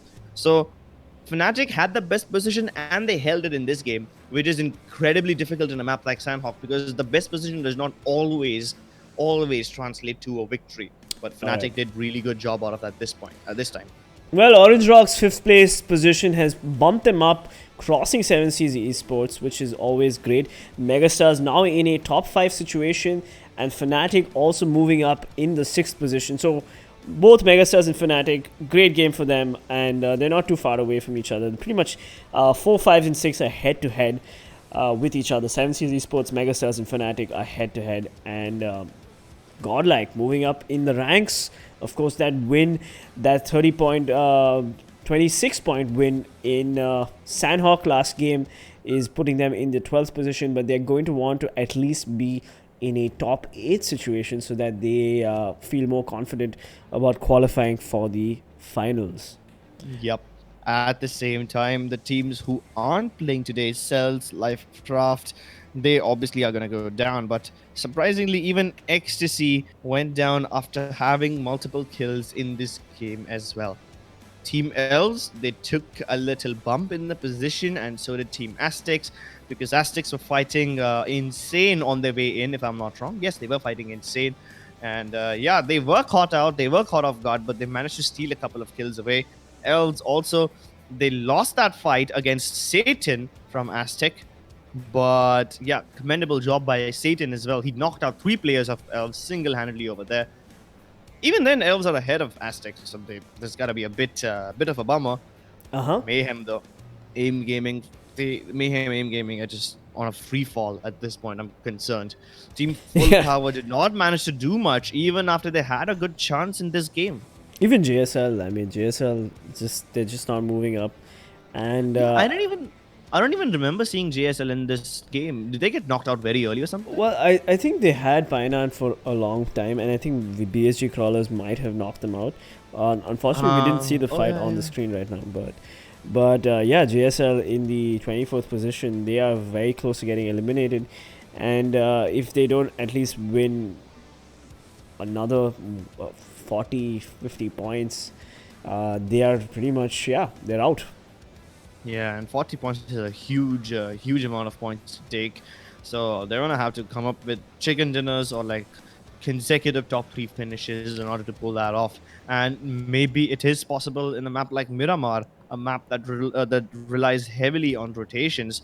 So I guess teams like Fnatic will obviously show us a great time in Miramar, but then teams like Cells, teams like Aztecs, who don't necessarily have the highest firepower but have beautiful rotations, might just have an advantage in this one. Yep, Miramar is coming up next, so don't go anywhere, ladies and gentlemen. I am PC Peasants Gaming, and I've got Crips with me. Enjoy the highlights.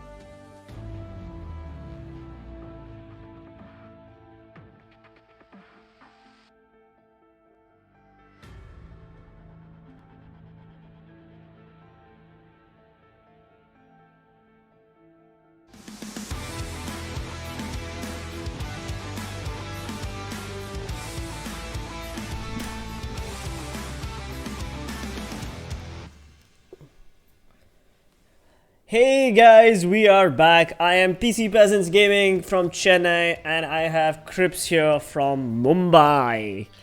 And the two gentlemen that you see on the screen are Ketan and Krat, who are sitting in Delhi. So we have all major cities of the country covered right now. Well, not all of them, but yeah, you get the point. Yes. Most of India is playing this beautiful game called PUBG Mobile, and we are in the Indian qualifiers of the PMCO Spring Split.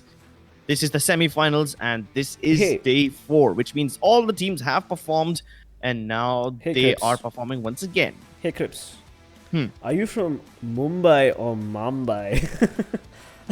I mean, you're not reading the unless- chat, so you didn't get the reference. But yes, I will try to pronounce you Mumba as you Mumba and not you Mumba. Surprisingly, UMExRxN has a CSGO team as well, and they have a Dota 2 team as well.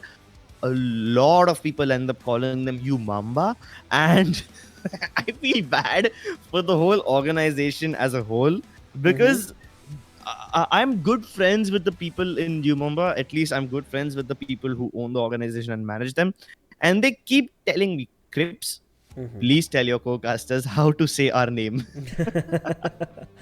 Tell him never.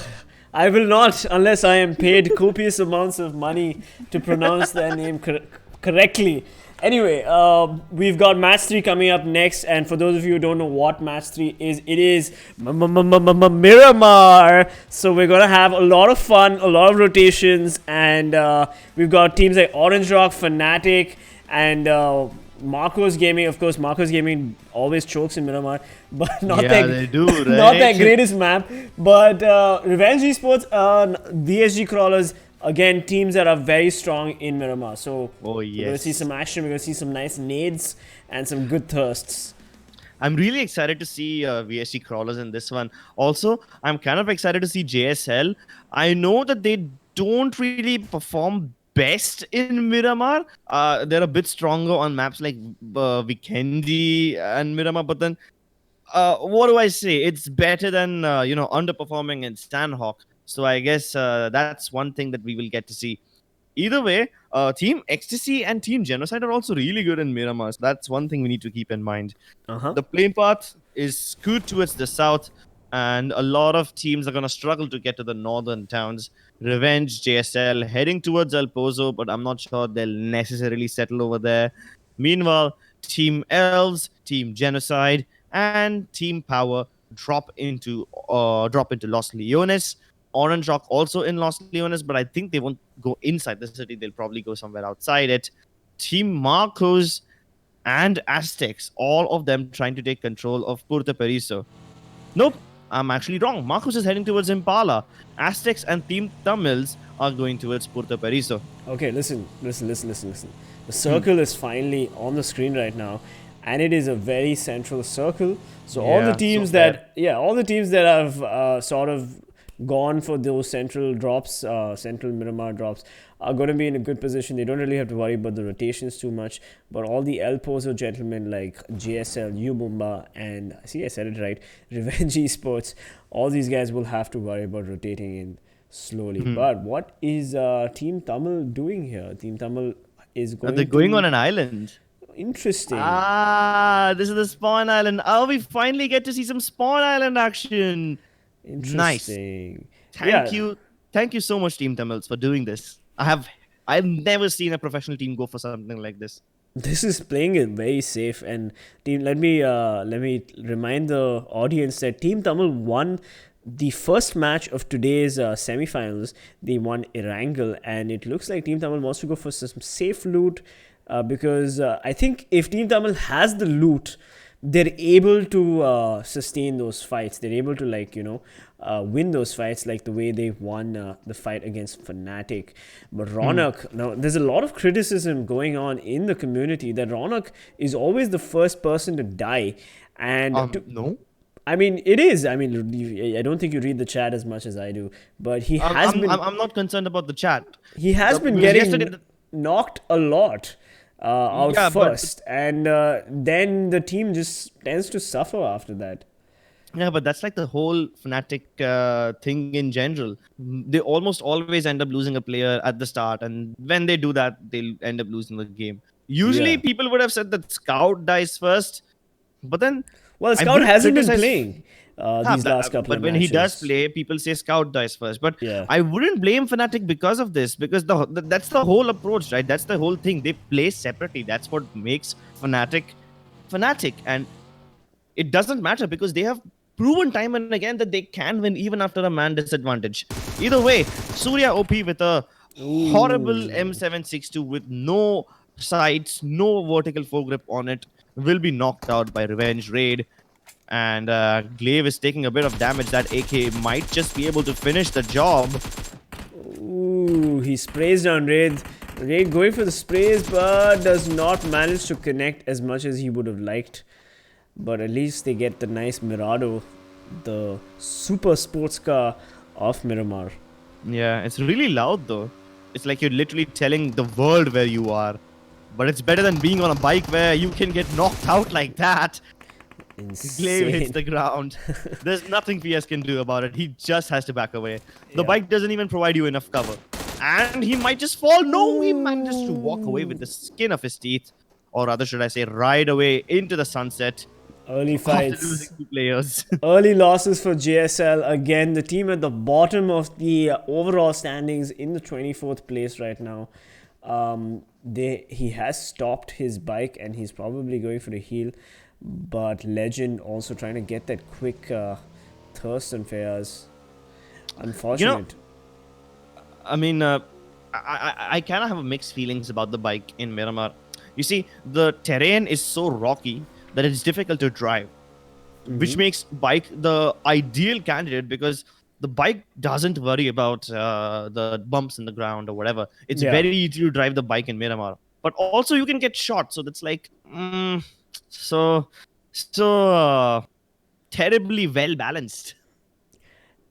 Speaking of well balanced, the circle is actually not a terrible circle for a change, and all these teams are pretty much in the circle. So we will see some rotation fights maybe in circle 3 and 4, but till then, all these teams can slowly make their way in. Only Aztecs haven't, and Team Tamil, of course, who are on Spawn Island, they will also make their way in slowly. But let's look at who's going for the most central position. Fnatic is, of course, on the southwestern side of the circle, right Safe in outside. Chumi. Yeah, right outside Chumi, in fact, Chumacera, and they are making their way towards, I believe, Los Leones.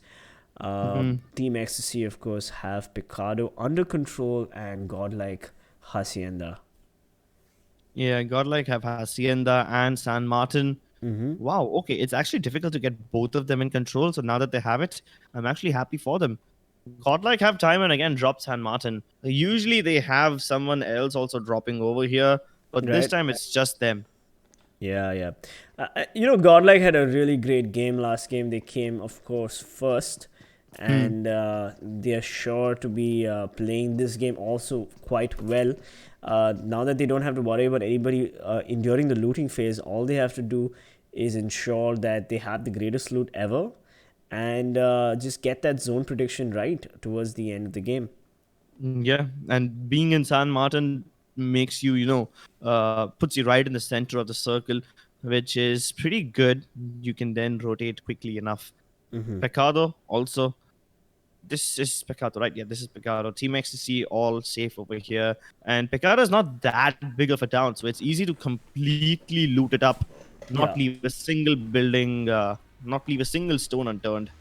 Yeah, so it looks like teams like Team Ecstasy, Godlike, Team Tamil, like they're gonna have pretty decent loot because they've largely been uncontested, and they've gotten the great loot locations. But let's see what Marco's Gaming, the ladies and the gents of Marco's Gaming are now on the top of the leaderboards, and they haven't moved at all. They haven't gotten too many points these last few games, and they're traditionally not a team that performs in Miramar quite like well. So, but they should not get complacent, and that's my greatest fear for Marcos Gaming, that they haven't performed the last 2 matches, and they might just be getting a little complacent. They did go very aggressive in the first match, and they paid a heavy price for it against Megastars.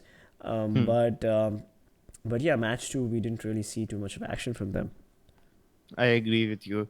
Marco's Gaming do tend to lax out a bit, especially when they think they have a good position or something. They don't realize that the advantage can be really quickly taken away from them. Either way, Fnatic are dangerously close to Team Elves. I believe at the edges of La Bandita. Even Team Aztecc is over here. They're not on the screen right now, but I do see them in the radar close by. I don't believe Aztecc is the kind of team that like to third party in a situation like this. Whenever they do third party, it's like in the very end of the game, Yeah, not in the starting. that's a very interesting point. The Team Aztecs, of course, they always go for fights that they only have to take, not Yes. if they don't go for the free kills. But the circle has, of course, moved slightly northern, and it's the central position would be Graveyard and Minas. So Orange Rock, who are right outside Junkyard, also don't really have to rotate too much. Godlike pretty much safe in the circle. So is Revenge Esports. Fnatic, there we go on the screen. They're safe, but they are rotating to a better compound and vantage point.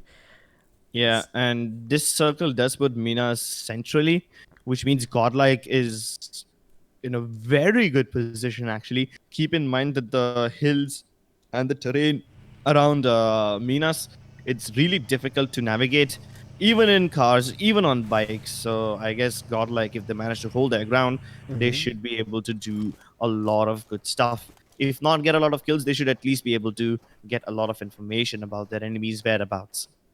Well, anyway, we've got the final blue zone damaging Manti-OP.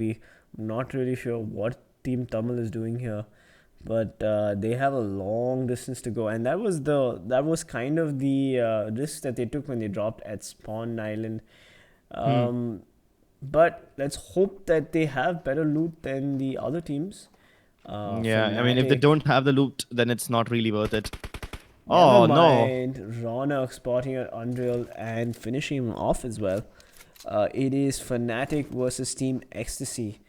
And Fnatic is going to want to take this fight because they are definitely playing for kills and not just position.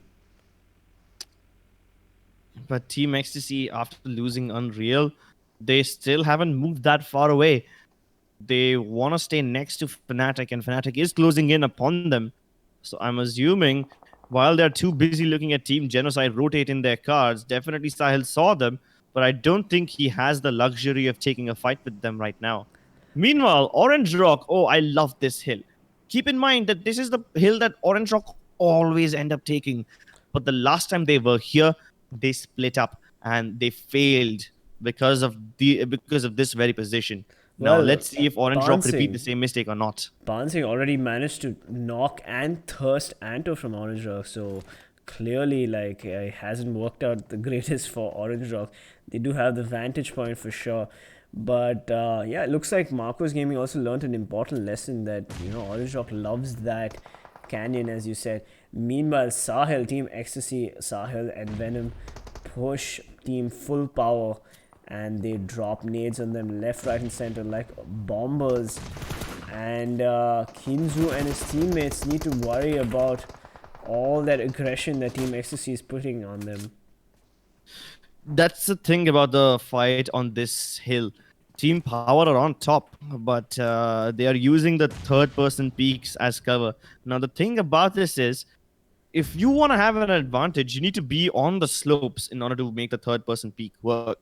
But you can't fight them unless you actually push them. So you see what Zoom Boom is doing? He's going around the hill instead of directly on top. That's the thing that you have to do in order to get an advantage in a fight like this. And Zoom Boom away from his team can definitely put his team in a good situation. Maybe get an early knock onto Sahil. He does do a little bit of damage, but it doesn't really matter because those players spot each other and the bullets don't connect. Now, whatever surprises they were planning, those plans have failed. Fnatic, though, just casually chilling in the background. They have a little compound for themselves, close to both these teams. Yeah, but they And don't want to they're just take waiting it. for the perfect time. Oh, Fnatic is now spotted on TeamElves, and now they need to figure out should they go for the rotate into the circle, deeper into the circle, or do they just fight their way in? And yes, that's exactly what Fnatic is doing. They are going for the rotation. And see, that's what the top tier teams do. They know when to disengage, they know when to play for rotation. But will Revenge Esports spot out Fnatic and harass them? Never Yes, mind. they will. No, it's not true. Fnatic has gotten the compound before Revenge Esports, and they are doing some decent damage around Graveyard. And Trilok, of course, this is finally it. Revenge Esports versus Fnatic, two mechanically gifted teams. Let's see how this plays out. But Godlike also entering the zone, making it a three-way for these teams. Yep.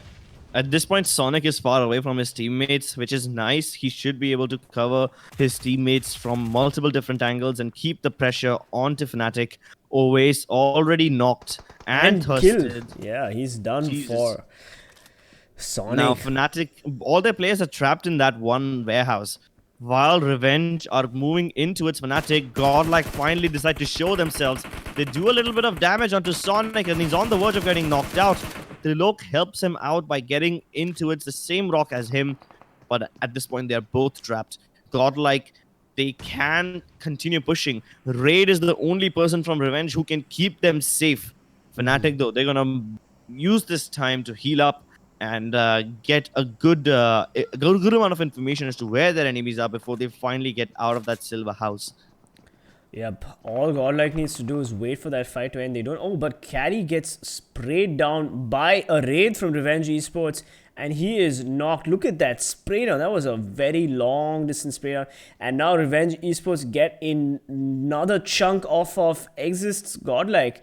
Yep. So Godlike exists, I mean. And look at Raid go with the UMP.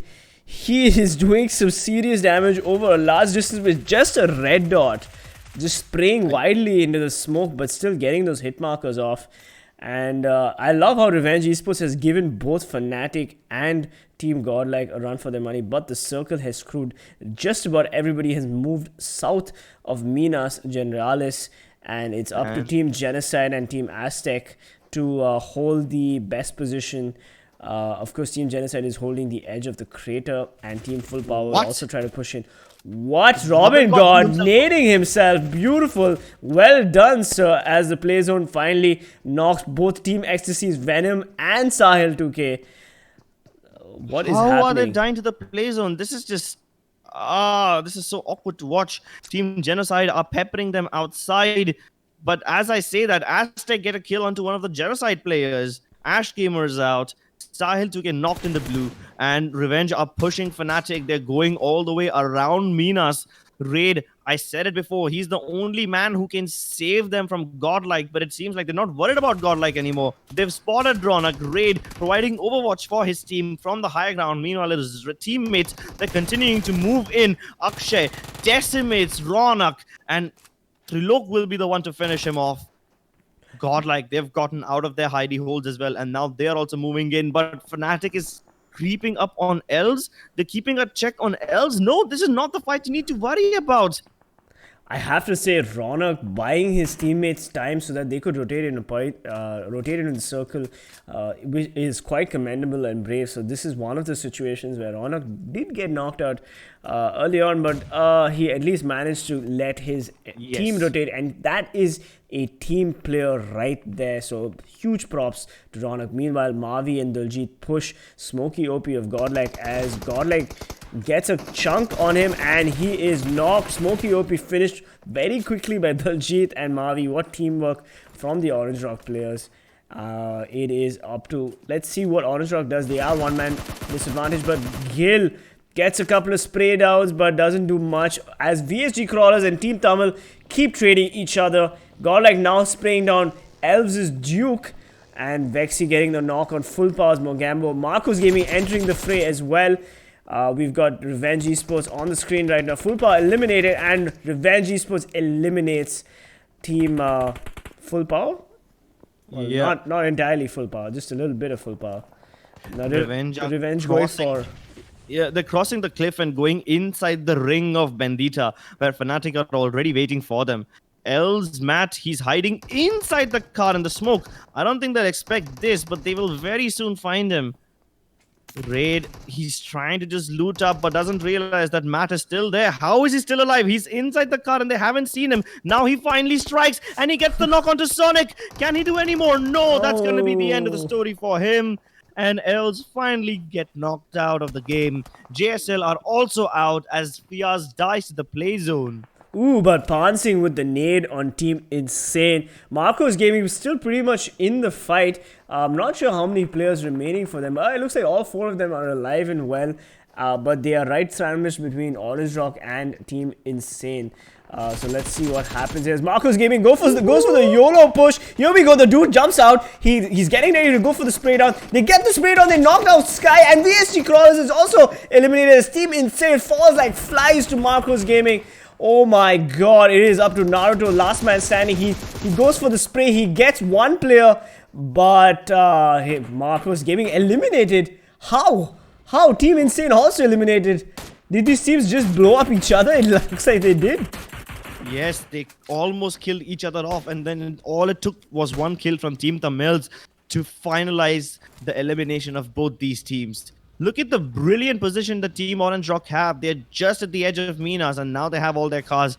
They can storm into the Bandita rings right now, and nobody else will bother them. They are completely in the open, in the clear, and no danger from them. Manti OP, he's trying to land the shots onto Umumba, and Umumba also need to get a move on. The circle starts to shrink. Raven pull their cars out, and all these teams are going to be crashing the rings of Bandita, where Fnatic is already present. Mega fighting on the edges of the ridges. Aztecc, they are also over here. The nades come flying in. The players are going to come pouring in.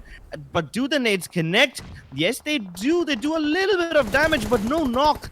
Meanwhile, Orange Rock are third-partying upon Team Revenge, and now they have to worry about so many things. Stated, we have seen him do some insane spray downs in Sanhok, and he's continuing to do the same over here as well, as all of Mega is hiding behind 1 car. Meanwhile, Killsome does manage to get into the fray and take care of Genocide in the meanwhile. Umumba tried to step into the fight. They knock out Aztecc and Killsome. They knock out 2 players of Aztecc.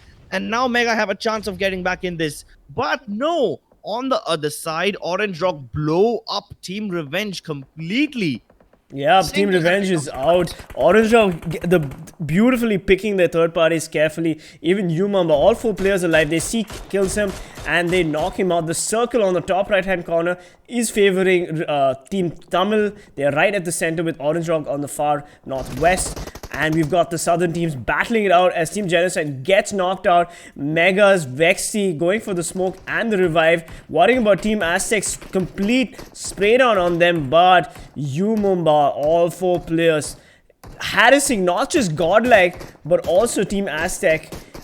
Beautiful play from Team Umumba. They have the perfect spot. They can play the edge as much as they feel like. And oh my god, Team Tamil finally getting a knock on Goldblade's Umumba, and Fnatic also pushing in on Megastars. It is up to Team Aztecc here. What will they do as the lone Aztecc player decides that it's time not to get involved? He wants to sit it out, but Team Tamil still putting pressure on Umumba. They've got 2 knocks, and Umumba with the smoke will be able to res their teammates up, but will they be able to move into the circle? Hold on. Bhishma from Umumba is far away from his teammates. His teammates are nice and cozily tucked on behind that little cover. But Fnatic, they get out of the house, and Vexy now blows them up. Oh, this is a bad decision. They could have stayed in there. They had the zone to themselves. I think they can still be revived. But Godlike, trapped in a very awkward situation, are trying their best to fight off Team Mega. It's just not happening. Paradox gets 1 more knock, and Gil is busy reviving his teammate. The nade might just finish him off. Oh, it doesn't connect. He will survive to fight another day. Meanwhile, Umumba decide to get out of their ditches, and now they're running towards the zone. Mega now have the opportunity to wipe out Godlike and Team Umumba as well, but Godlike is just getting peppered by nades again and again. Meanwhile, Team Tamils have taken a little passive approach for now. They're not fighting at all. Godlike trapped in a very bad situation in between a rock and a hard place. Gil does manage to knock out Destro, but how much can he possibly do? Bhishma finally blows him up, and even Exist, his AK is not enough to hold off as UMEmba wipe out Team Godlike. Now their next opponent are Mega. And Encore, he is in a perfect position. 2 UMEmba players knocked down already. It's up to LBXN to make it work. Bhishma also isn't anywhere close to help them out. And Team Mega might just survive this one. Team Tamil, they tried a third party in. They killed Godlike. Not Godlike. They killed Gold Blade. And that's a kill stolen away from Mega. Amazing. Like Mumbai had to not only worry about Team Tamil, but they also had to worry about the players that Godlike. And while they did eliminate Godlike, they took heavy losses, and now they're being peppered by Team Tamil. But Orange Rock, Daljit, and John are not too far away, and they are pretty much in the circle. So Team Tamil, while they are in the strongest position to win this, Megastars also not too bad, but Team Tamil getting a couple of hits from the Megastar players as Megastars gets ready for the defensive position. Let's see how the circle is right now. Mega still fine. Team Tamil have a drop. They can easily claim it. And they can use it as cover. That's so convenient. Mega going for the push on UMEmba, but they get a little chunk. They do manage to knock out one of UMEmba's players, and that is it. Vexy with the double knock, but Paradox getting the final kill. But oh, never mind. Team Tamil chiming in on Team Megastars, knocking Paradox as well. Mr. Spray playing the advance push here, and now Mega needs to worry about all this as Striker gets a couple of shots on Encore. Let's see what Team Orange Rock do here, because Orange Rock doesn't want to get into the fight just yet. Fnatic, also their lone player Ash, is biding his time. These two teams, Fnatic and Orange Rock, do not want to enter the fight between Megastars and Team Tamil. And now Team Tamil is trying to spray down Team Megastars. Let's see what happens here as Striker and Manti OP, I believe, are trying to get a couple of shots in. Manti and Carry. No, not Manti. It's Carry and Mr. Spray who are leading the charge. Meanwhile, Striker and Manti try to get something on the high ground. I don't think the high ground will help them too much because Mega have a nice amount of cover. They have a bunch of smokes and they are far away from Team Tamils as well. But the circle is going to force Mega to come towards Team Tamils, which might just grant them the advantage. How do they decide to approach this? They're going to have to take the high ground and use the smokes as cover. The circle is on Mega right now. But oh my god, Team Tamil finally spotting on Orange Rock and finishing them off. Orange Rock eliminated in a swift spray down from these players, but the circle, as you said, is now favoring Megastars, and it is up to Team Tamil to do the push as Encore plays the far flank on the I believe southernmost side of the map. What is Ash also planning to do here? Fnatic's Ash is still pretty much in the game. We've got 3 teams remaining. Will Ash take an opportunistic shot?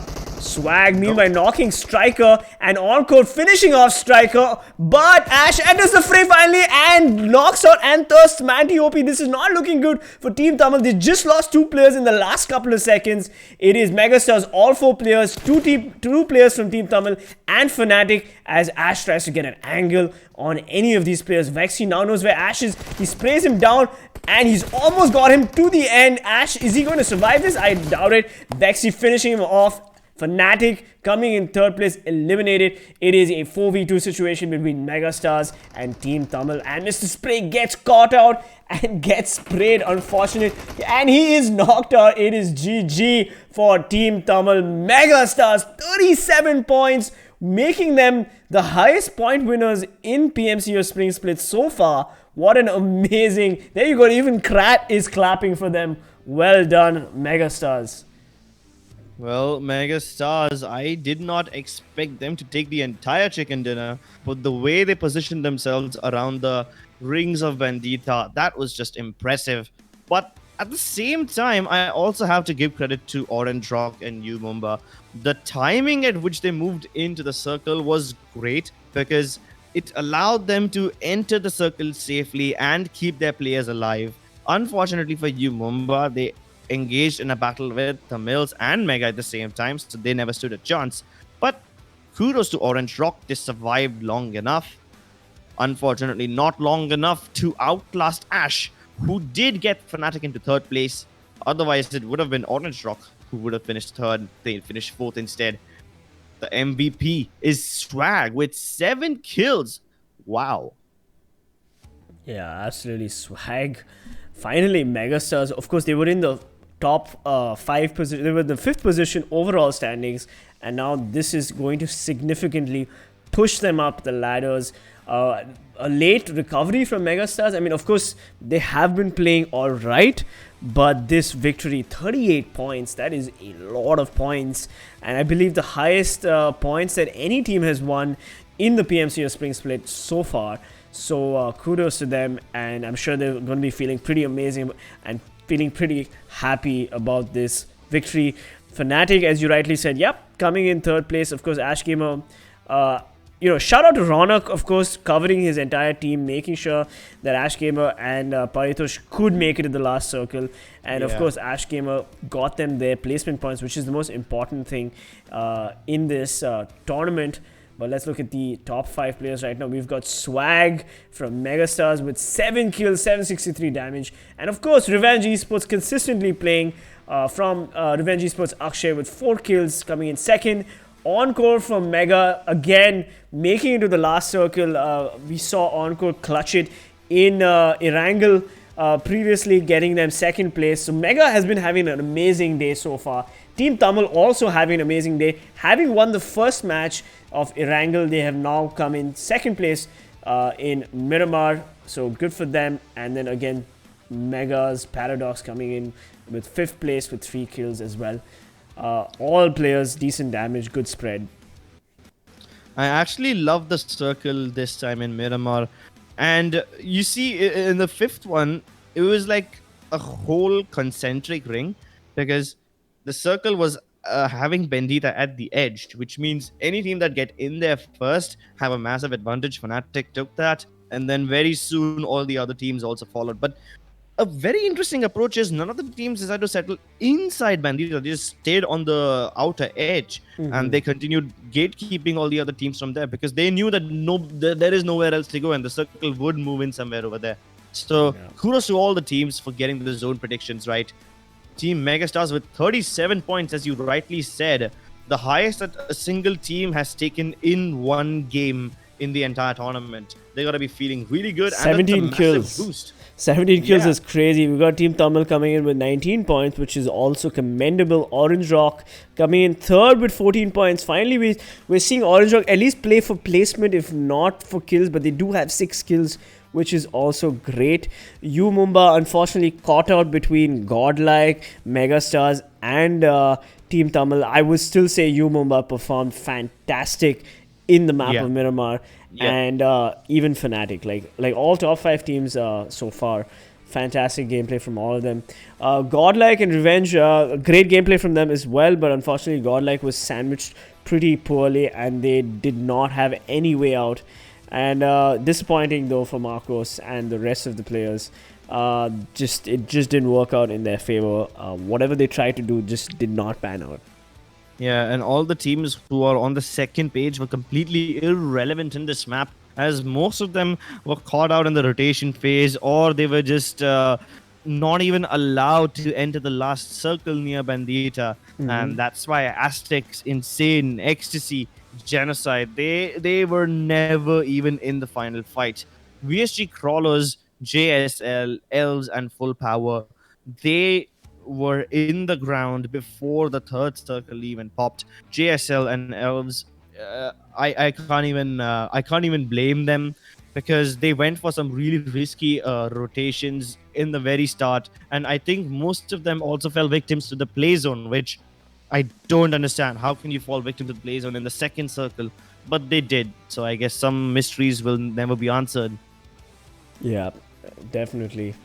And yeah, man, looking at the overall standings. Wait, have you seen the overall standings yet? No, not yet. Not yet. So we'll just wait for the overall standings. But we do hope you're enjoying the English desk. If you are, don't forget to subscribe, hit that like button.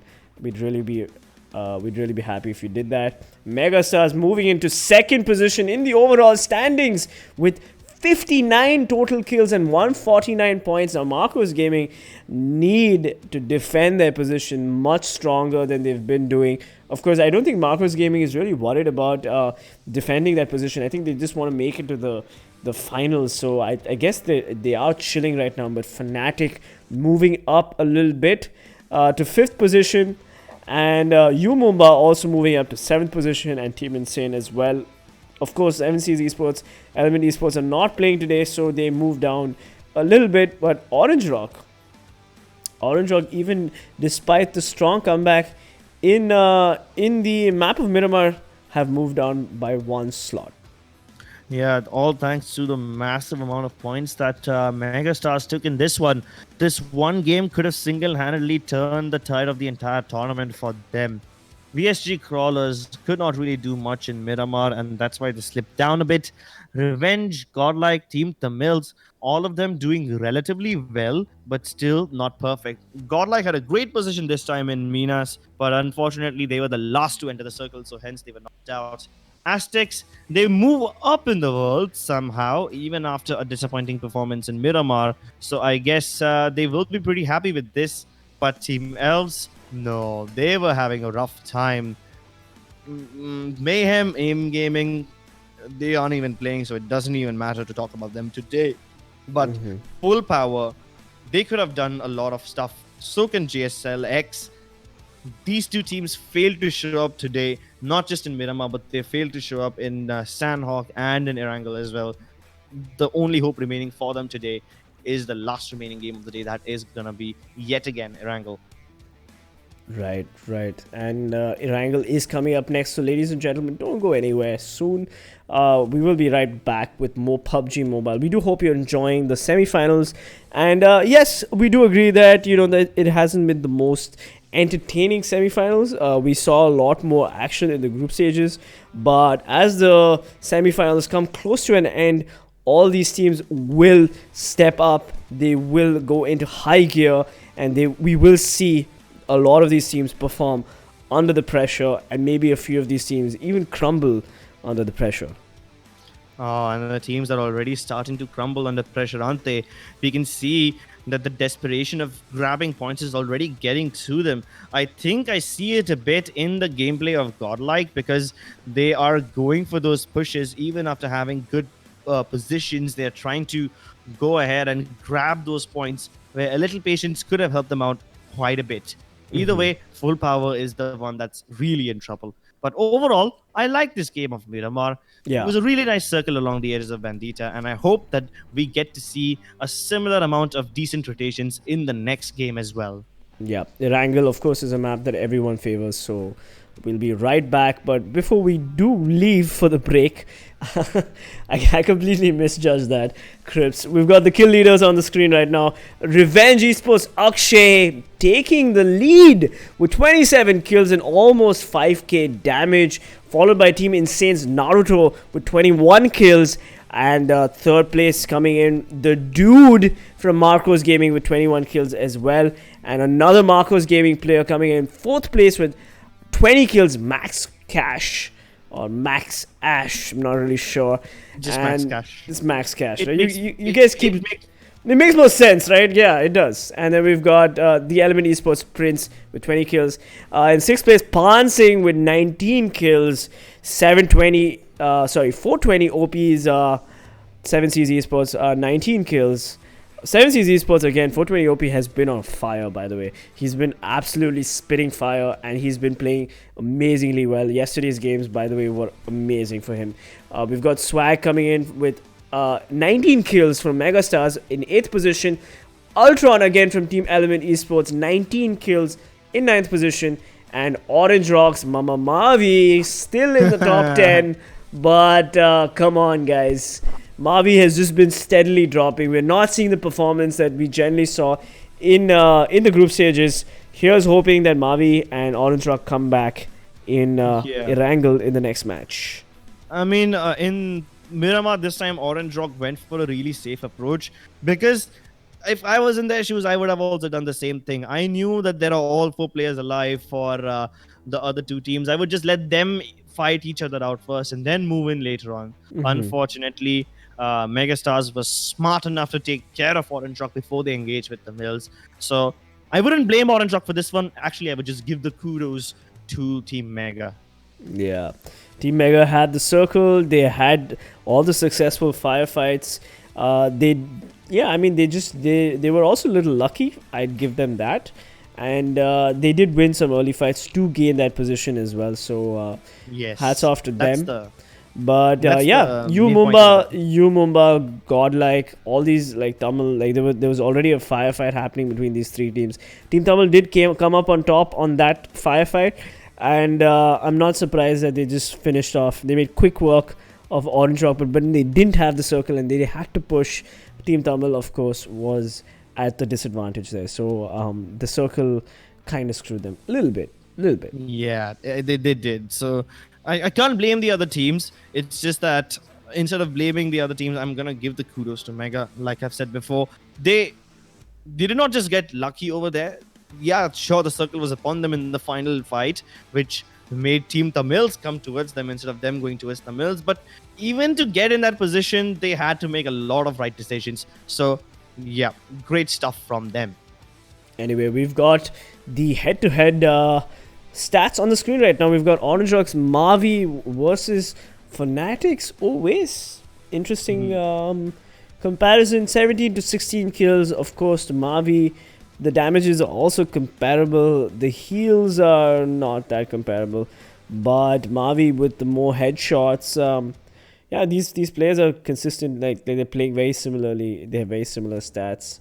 Actually, I would say Mavi is more consistent because he always keeps getting 3-4 kills every game. Whereas the 16 kills from Oasis, most of them are because he got 8 kills in that Sanhok game. So that really boosted up his stats. Yeah, I do stand corrected. I think Mavi has been the more consistent player. But then Oasis is the most experienced player. Like, he doesn't need to take the fights. He's not trying to prove himself. He's just Oasis and he doesn't have to, Well, we'll be right back for Erangel. Thank you so much for watching and we'll see you in the next one.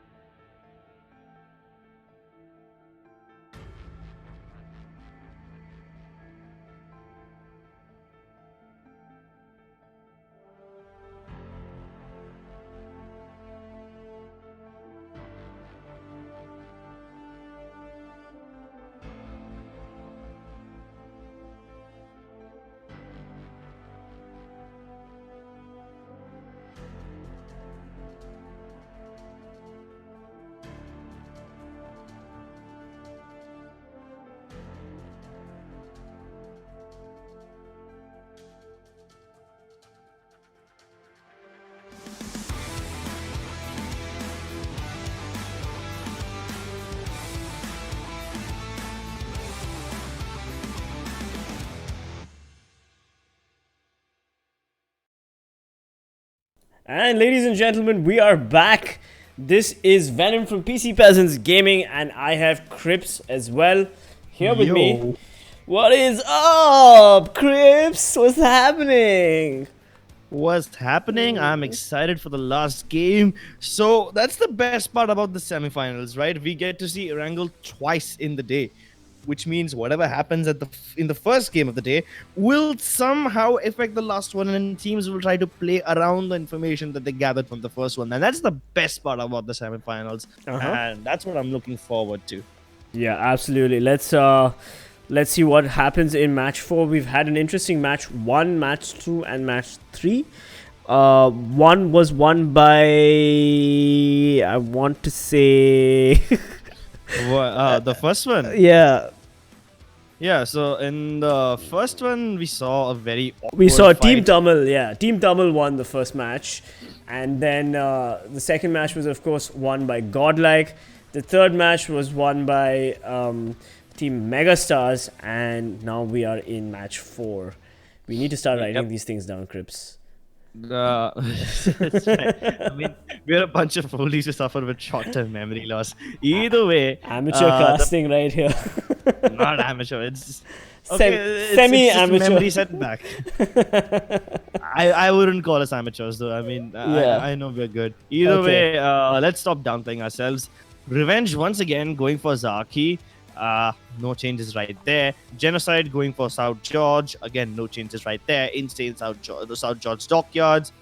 No changes. TeamTamilas, not George. No changes. Why isn't anyone changing things up? Why would they? I mean, these there's clearly like their comfort zones, and they'd rather play in their comfort zones. So yeah, you see even Fnatic goes for the those barn drops right outside farm.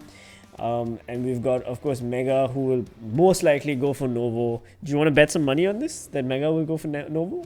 Yeah, they definitely will. I mean, I don't even need to bet money. Who are we betting? We're both counting on the same thing. Oh, but no. I did say in the chat that I have high hopes for Revenge Esports, but the circle has screwed all the Georgie Zarki players who are way out there. It's a far east circle, and it's going to be interesting to see how Mega rotate in. Aztecs are also going to take Milta. Fnatic is fine. They're just going to quickly loot up, I'm sure, and then rotate back into the center of the circle. Where is Godlike though? Oh, okay. All right though. You're right. Godlike is on our screen. And JS, instead of going for military base, they decided to go for Pochinki, and it's gonna be an early brawl once again. Yep. Nice. This is exactly the kind of change I wanted to see. I wanted to see JSL versus Godlike once again. Yep. Either way, it's a Far East circle, and when I say Far East, I really emphasize on Far because most of it is in the water, and half of Pochinki is also not in the zone. So we did see JSL and Godlike always fight it out in Pochinki, but the thing is JSL has generally been the victor, but Godlike has been having an amazing series of wins so far and just generally has been on fire. JSL at the bottom of the leaderboards at position 24, Godlike much higher. So let's see if Godlike actually win this fight against JSL. Yeah, but Godlike is splitting up, and that's the one mistake that they usually do tend to make. Oh no, here it comes. Glaive, he spots them in the Jeep, and nope, they nope out of there. They take a U-turn right back into the city and take cover. No, they're not taking cover. They're not into the city. They're going away from this one. And now they only have 2 of their teammates stuck inside Pochinki. And if those 2 teammates get caught off guard, yeah, Godlike will be driven out of Pochinki. That's a complete rinse and repeat of what happened last time. But the only difference is the last time Godlike escaped from Pochinki, they already lost 2 players. This time they have all of them alive, and Godlike will circle back around the outskirts of Pochinki to pick up Exist on the other side. To pick up Caddy if it's Exist in the car. But anyway, we've got Fnatic also in the map right now. Mumba dropping at Gatka, also have to rotate. They will have to move through JSL. Marcos Gaming surprisingly dropping, of course, I mean, not surprising. They do generally drop at Rozhok, but they will be able to take up a better position. And I do expect Team Ecstasy, once they're done with looting Lipovka, to push towards Mansion. And here we have Orange Rock in Watertown, their usual drop. Not too much of a rotation for them, but they will have to pick a bunch of fights to get into the circle. Yeah, and that's exactly what the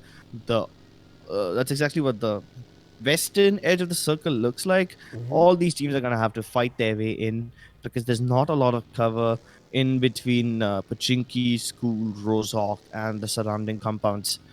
Fnatic, though, they are super safe and nice on the southern edges of the main island, just looting as they casually do. Okay, here's one interesting thing about Fnatic. Now that we have no action and we have some time to talk about them, Fnatic have actually developed a really efficient way of looting these ban houses, because the way their players spread out and the way they distribute the cars among the number of players, it just allows them to loot up really fast, which is something that UMEmba struggles with. Keep in mind that UMEmba also split up over Gatka, and Fnatic split up over the southern edges of the main island.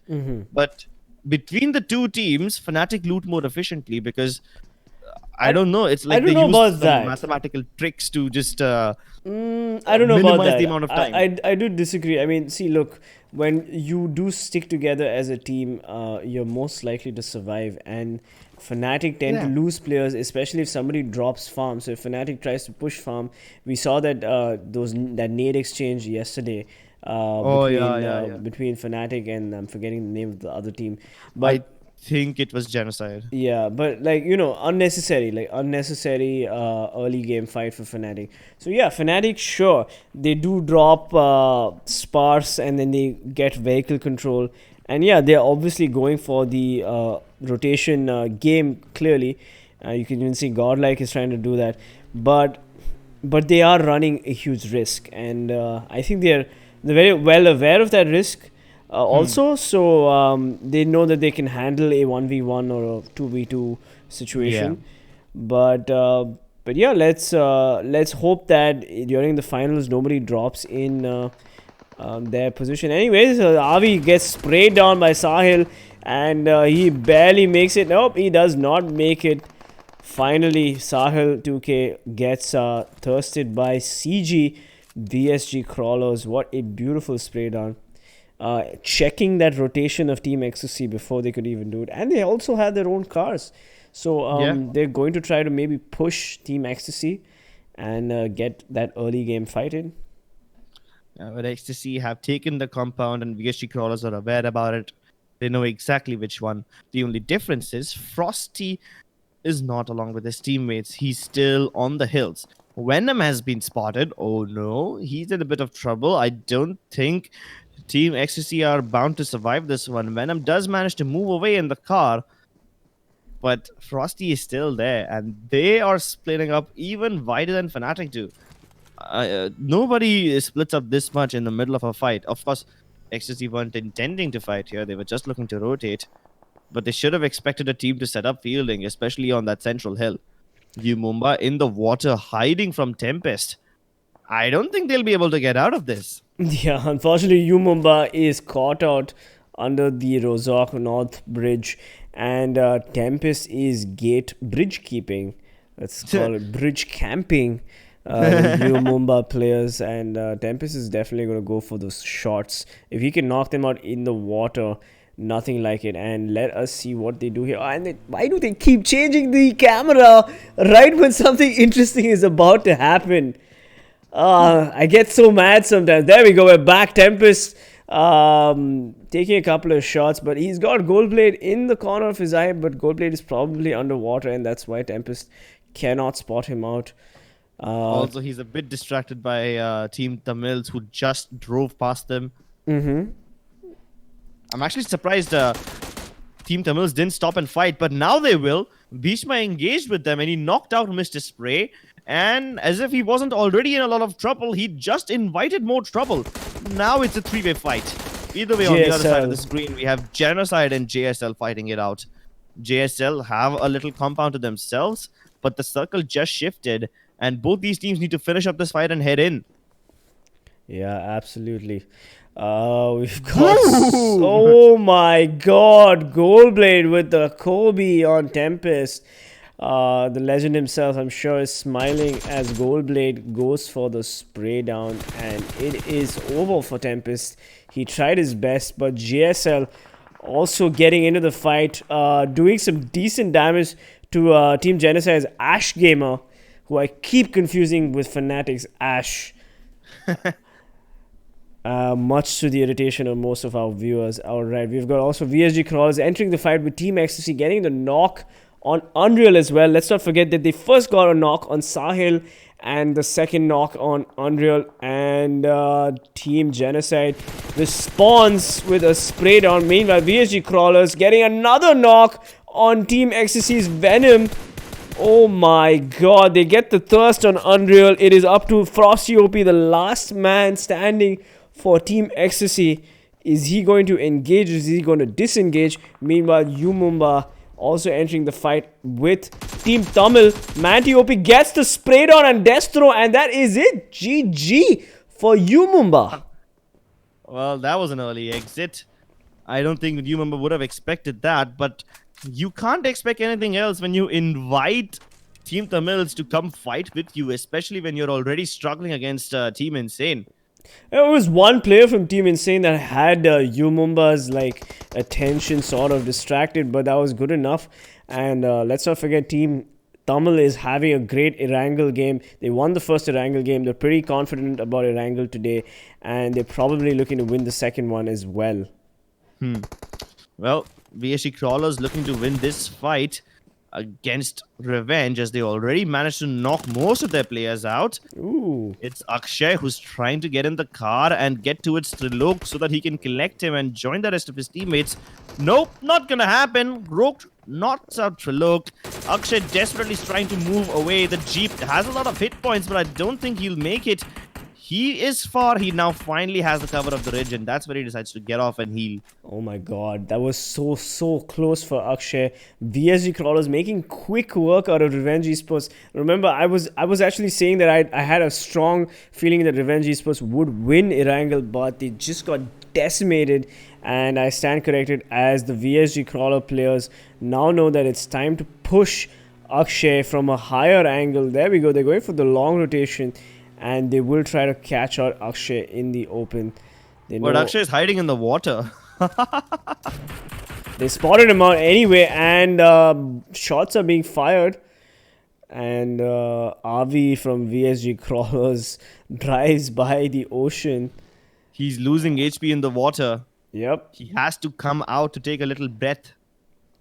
It's interesting. I think Akshay would rather die to the ocean than give 1 point to VSGCrawlers. Why would he? You just might as well drown and save your team that 1 point. But anyway, or you can stay in the water forever, because the circle was majorly in the water, and now it's dramatically shifted down south. Milta and Mini Milta are in the zone. A little bit of bridge as well, and the beaches too. Lumbermill is in the circle, so that's nice. We haven't seen a lot of Lumbermill action. It's one of my favorite places.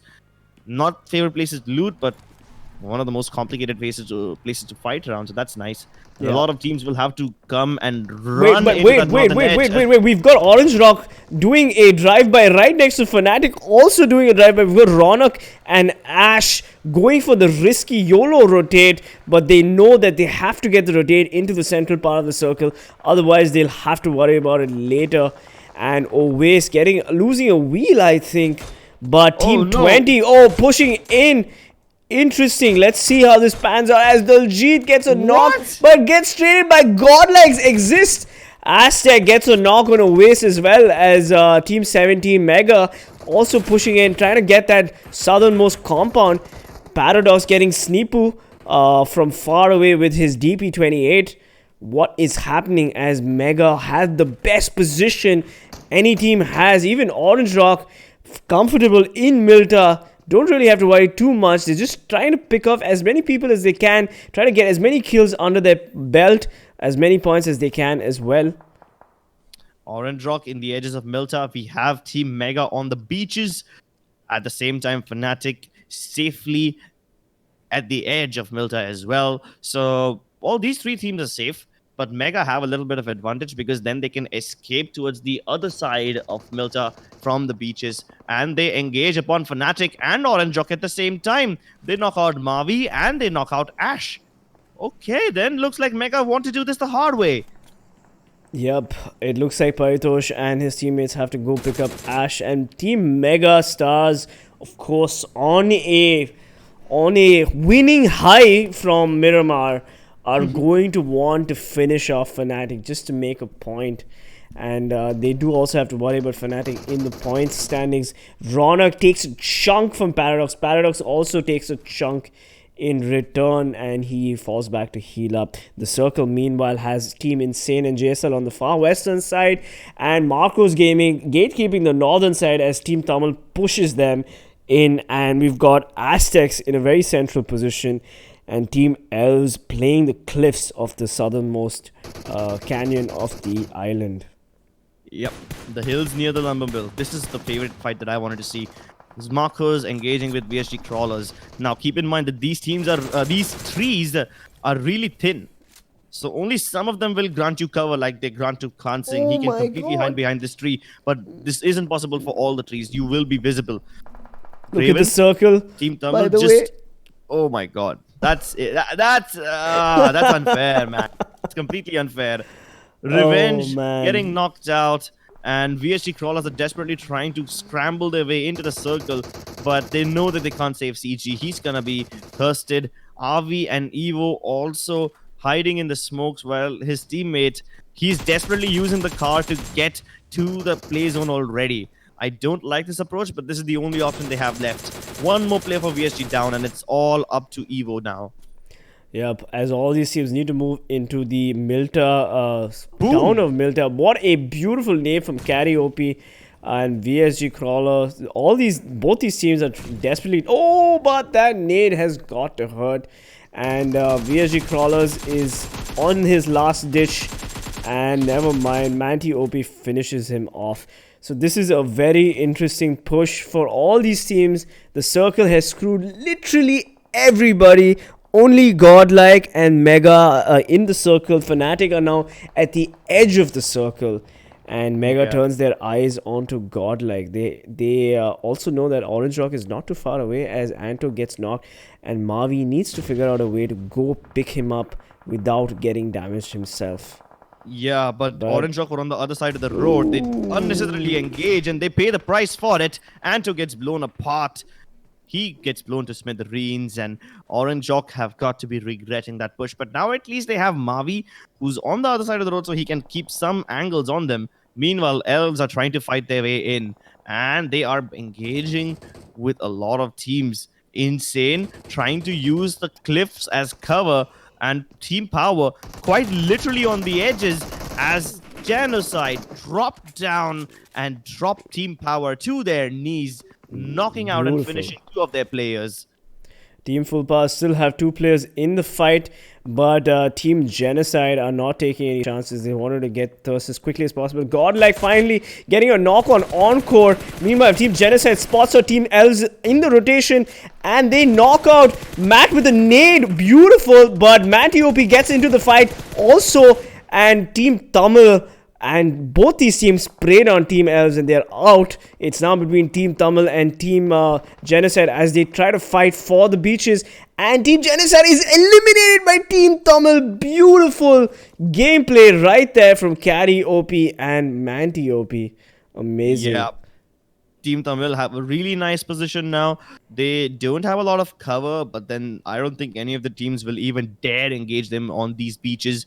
They have a little bit of a, not cliff, but the terrain is such that if you just go prone, you will be safe. And you will be safe, especially from Fnatic, who now know where they are. Keep in mind that Fnatic like to keep third-partying into these fights. So the fact that they did not move out of their houses itself shows that Fnatic is a bit scared in this game. The next circle is about to pop, and that's going to be a game changer. Team TeamTamilas engage with Mega Paradox, and why not? Team TeamTamilas have one of the safest positions in the circle, but I don't think that's going to be the case anymore. It's not! Team Mega have the advantage all of a sudden, and now Team Fnatic, Power, and TeamTamilas will have to fight their way into the zone and fight Mega on their way in. Insane have a really nice safe place on the beaches. They have GSL close to them, but I don't think GSL will engage with them anytime soon. It's a three-way battle. Fnatic versus Team Power versus TeamTamilas. These three teams will have to fight their way in, and I think either one of these teams will be the first ones to get eliminated. Indeed, Marco indeed. surprisingly making a nice rotation to the other side of Milta, and nobody has spotted them. How did they not take any damage on the way in? I mean, I don't really care because Marco's going to be happy with that. Yeah, Marcus Gaming has been playing it very safe. They haven't got into too many fights. They have taken the northernmost side of Milta, and they will be pretty much uncontested there until the next circle. Now, Fnatic, Ash, and his teammates, they get into the car and they're going for the rotation. Let's see if this works out for Team Fnatic. They're going for the northernmost push, so it looks like Marcos Gaming may have to worry about a Fnatic push as Team Tamil push in from the south. Carry takes a nade from Team Mega. Beautiful nade though, but does not kill the player. And full power going for the risky rush in. I'm not sure what they... Oh, and Paritosh gets the knock on the dude. Fnatic pushing Marcos Gaming. Oh, they've also knocked Pansing from Godlike. Amazing play, but Paritosh gets traded by Surya. Ronak in the blue, staying behind. Let Paritosh and Ash take the push, and it is up to Ash as he heals up. Can he get the spray down on Max Ash? And Max Ash quickly finishes him off. Marcos Gaming losing Pansing to Godlike, but still all three players pretty much in the game. And Ronak surprisingly has made it to the edge of the circle. Yeah, but his teammates unnecessarily fought with Team Marcos and lost a lot of players. Now he's the last man standing. Team Power, on the other hand, they haven't had to move, but now they're suddenly seeing a lot of firefights as Team Orange Rock are getting impatient. They're trying to push them. At the same time, they will engage, and it's Aztecs who deliver with the nades. Daljit has been knocked out. I don't think anybody will be able to save him, as there's one more nade. Aztec decide to push the compound, and they want to finish off Daljit. They have a last remaining player of Orange Rock up on the roof, and John has a little window here which he can use as cover. Will they survive this fight though? Here comes the M4A1 of Spidey, and he will knock out one. But Godlike, they third party upon this, and as Aztec push Team Orange Rock on the roof, Godlike are getting the kills onto them. Yeah. Most of the Aztec players are knocked out on the roof, and they have to get inside the house in order to get revived. Godlike still having the safe zone. They just had to wait for Aztec's push, and they got those opportunistic kills. Crips? Yes, Team Insane, they had a nice passive approach up until now, but now they've been spotted by Team Mega, and they're blowing up the cars, which means there's only one vehicle remaining, and even that is severely damaged, so Insane are gonna have to struggle to get their way into the zone. GSL, though, they're pretty safe. They have the triple story as well, which means they have vantage point in this one. TeamTamilas are trying to blow up Insane as they move along the beaches. There can only be one ruler of the beach, and Team Raven want to make sure it is them. But still, Legend has made it into the play zone, which means he has secured a safe passage for his teammates. All right, we've got Team Mega who are perfectly in the circle. Godlike, Mega's pushing into the circle. We've got Team Godlike in the circle perfectly. They don't really have to worry about it. But surprisingly, JSL also in the circle, having made it finally to the last circle. JSL, who have not been performing all this well. And then we've got Striker OP. Team Tamil going for the push on Team Insane. Can Insane defend this aggressive push from Team Tamil? Here we go. Striker pushing in. So is Karaoke. They get ready to throw the nades, but the nades don't arrive. Yes, they do. Karaoke gets the nade on Skype. Sky is in bad shape as, oh my god, Manti OP finishes off Striker, Manti OP, Karaoke. Doesn't matter. They finish off Team Insane, and they have control over the beach. Yes, and nobody to surprise them. Only JSL's one lone player in the L building has an angle onto them. Meanwhile, rest of JSL is pretty safe. Godlike is the one that JSL needs to worry about at this point. But if Surya OP does get an angle onto the players of TeamTamilas, that might change things. Either way, Mega spot out Gil, and they try to fire at him. They do a little bit of damage, but no knocks yet. a Groza in the compound of JSL. This could be devastating in a close quarter combat situation like the one in Milta. And he's JSL going for have it. a massive weaponry advantage now. Yep, he's going for it, and Robin God finally. Robin God is a player who's extremely gifted, and the Groza in his hands are definitely going to hurt the enemies. Oh, no. But Satan gets perfectly mollied. Oh no, but the molly doesn't do He's not anything. taking any damage. He's inside, and Ronak goes for the push. Probably not a great idea from Ronak as he gets the knock on Aztec. RB not OP, but he gets eliminated. And now Team Aztec are definitely still in the fight. The circle has moved to JSL, and Robin God has to do is wait. Oh, but Mantiopi gets the nade on Gil of Godlike, and Mega also getting a knock on Team Aztec. Spidey. All these teams are going to have to snipe each other. Mantiopi is amazing. He's OP with the nades. He's just going bananas. And Mega, Striker also gets a double nade. Team Tamil on fire with just their nades. Mega tries to respond with a nade, but it doesn't do much. And beautiful Mantiopi, Team Tamil pushing Mega. Mega had the circle for the longest time, but Team Tamil pushed in from the beaches, eliminated Insane, and now they're going for their next target, Team Mega. What a beautiful nade again from Striker. Unbelievable. Team Tamil is on fire. He almost gets the knock on Vexy, but he gets traded, and Striker needs to push in really quick. He punches the air almost, and he goes for the spray, but Striker does not connect. Oh my god. It is not good. Single-handedly wipe out Team Tamils at this point, and somehow Carry OP is late to the party. His teammates are almost dead. Manti, he's somehow surviving, but Carry needs to finish off Vexy before he can finally take the fight. And somehow in all of this, Exist from Godlike is still alive.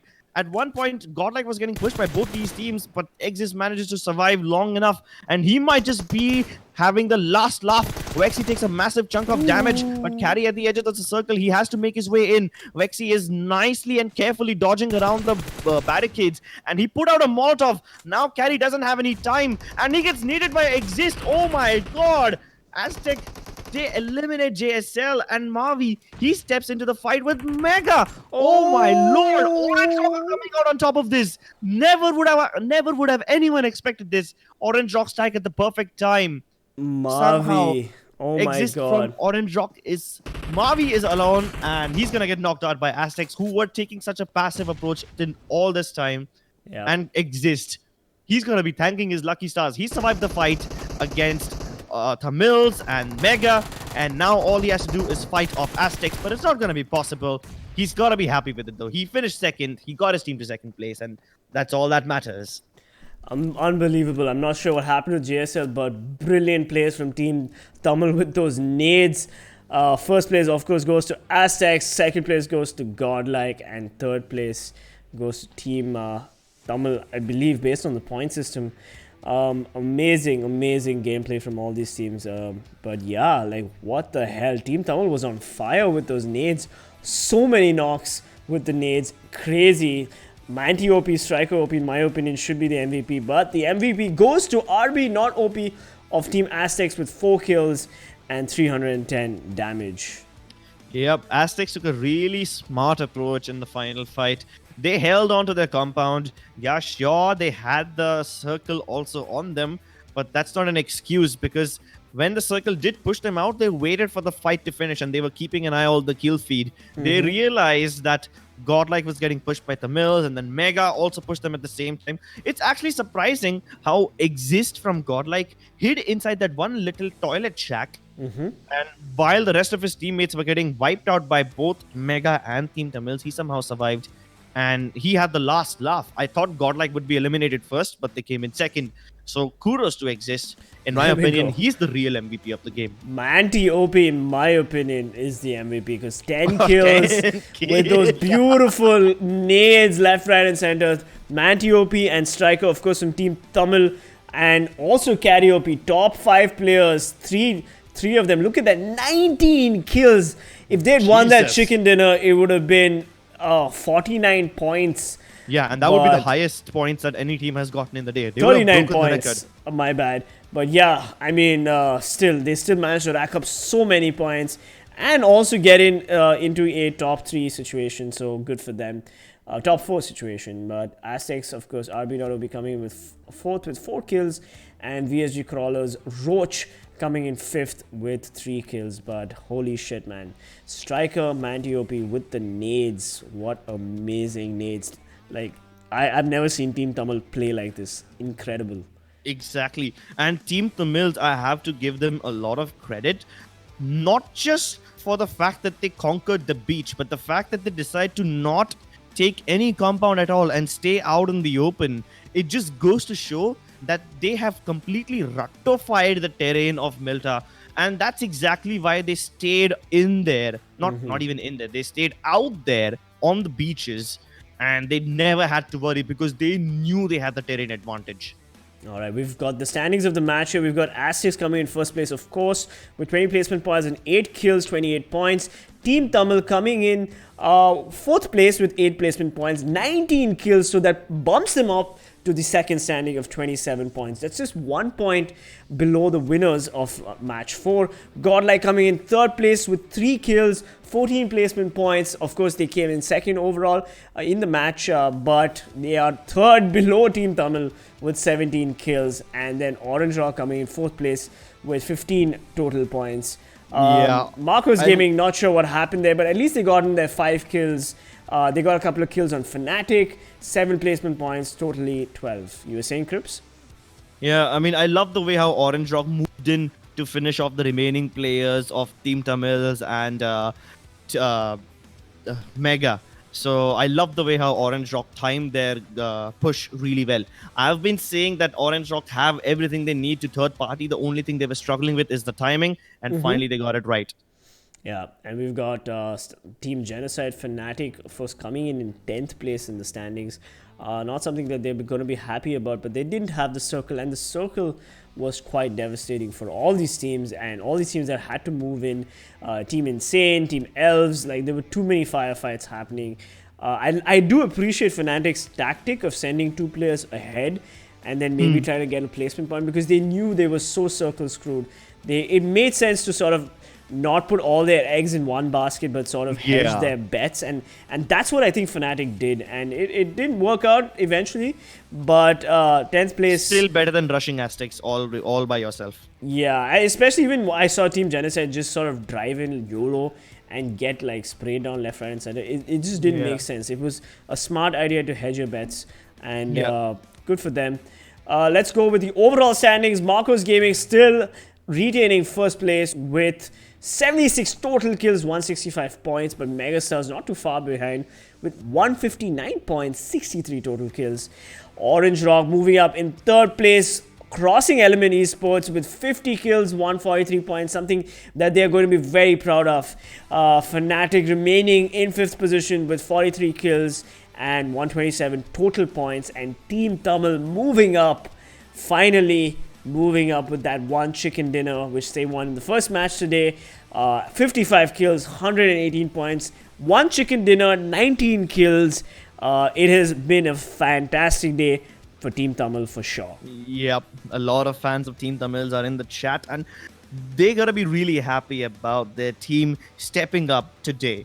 At the same time, Godlike also moved up to the 9th place. We did not really see a lot of Godlike impact in this one. Of course, I can't blame them because they got sandwiched by TeamTamilas and Mega. But the fact that Exist was able to stay alive up until the end is really commendable. And that got his team a lot of points, allowing them to crawl up. Speaking of crawling, VSGCrawlers did not have a great time in this one. They got circle screwed, so can't blame them. But Revenge Esports, they were in Zarki. The fact that they even tried to make that massive rotation itself is commendable. Aztecs, obviously with the last chicken dinner of the day, managed to somehow get into the top 16, because at one point they were in the danger of getting eliminated, so they gotta be really happy as they're somewhat safe now. Indeed, full power, of course, moving up, but not moving up in life.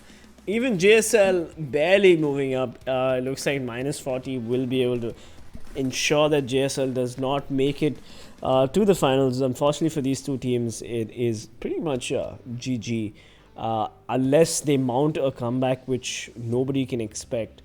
Yeah, in that case, the last 2 days are gonna have to be crazy for them. Yeah. So it's going to be a really tough push for these teams, and TeamElves also did have the greatest, day 4 for the semifinals.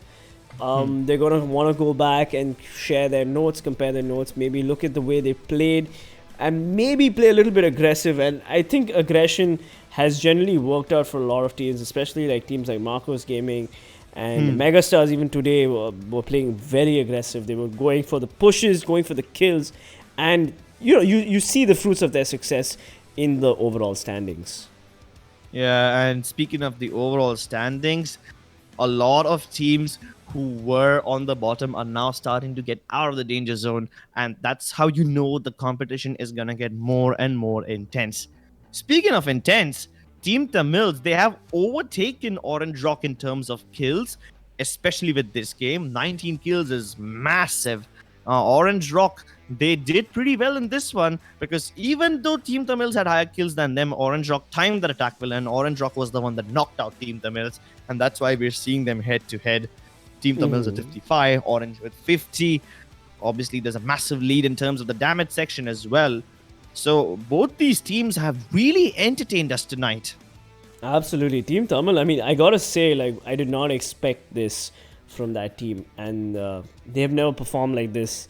We've seen Team Tamil, generally get a decent number of kills and stuff, win a couple of firefights in Erangel, but today's performance has been unbelievable. To be head-to-head with a team like Orange Rock is saying something, because Orange Rock is a pretty badass organization. They have amazing players. And here we go. We've got the kill leaders. Take it away, Crips. Well, Revenge Esports continues to stay on top, even though his team did not have the best of the games in the last one. But TeamTamilas, man TOP, overtaking Pansing with 24 kills. Pansing with 21. As always, he is one of the most consistent players. Naruto from Insane also steps into the fray. And how can we forget the dude? All three of them tied at 21 kills each. Yep, 21 kills each indeed. Pansing, Naruto, and the dude. Look at them go, but Marcos Gaming still, like, I'm sure they're feeling pretty good about themselves. They have been very aggressive, and it has worked out, and maybe we will see the flavor and the meta of the game change as we move closer to the finals, as most of the other teams adopt a more aggressive approach. We've got Max Cash of Marcos Gaming coming in with 20 kills, 6th place. Prince from ELMT Esports, 7th place with 20 kills as well. Swag from Megastars with 20 kills as well from 8th place. All these teams are performing really well, and Mavi's still sort of getting in there in 10th place with 19 kills, just below 420 OP of 7Seas Esports. We didn't see 7Seas Esports play today, but they will be playing in the coming days, and that is another team that you want to worry about, and I do hope they do perform well, so that we can see a face-off between all these top teams: 7Seas Esports, Marcos Gaming, Orange Rock, Fnatic. It's going to be an awesome finals. Yep, it's going to be an awesome finals, and we still have 2 more days remaining in the semi-finals as well. So all of that is going to go ahead and roll up into one giant emotional roller coaster of this game that we call PUBG. And all these teams, they sometimes have their days, sometimes they don't. Like today, obviously Aztecc and TeamTamilas were on fire all throughout. Even Mega stepped up. Maybe tomorrow it will be someone else. So don't forget to support your favorite teams, and also leave a like and subscribe to this channel if you're enjoying the English cast. My name is Crips, and joining me today was PC Peasants. We both will be entertaining you tomorrow and the day after and the day after that, and it just keeps on going all throughout the month. Yeah, and maybe fingers crossed, if you guys love our casting, do tell the moderators to invite us for the LAN, because that would be great. I would love to be on the screen just like Rat and K18, and wear a nice suit and wear that fancy headset. Looks like a lot of fun. Of course, it is a lot of fun. We had a lot of fun in Pamas when we were on the LAN, but PMCO is a whole different beast, as this is not just the stake for, this is not just the title of competing for the best team in India. You have the chance of representing your country internationally, and that's what PMCO is all about.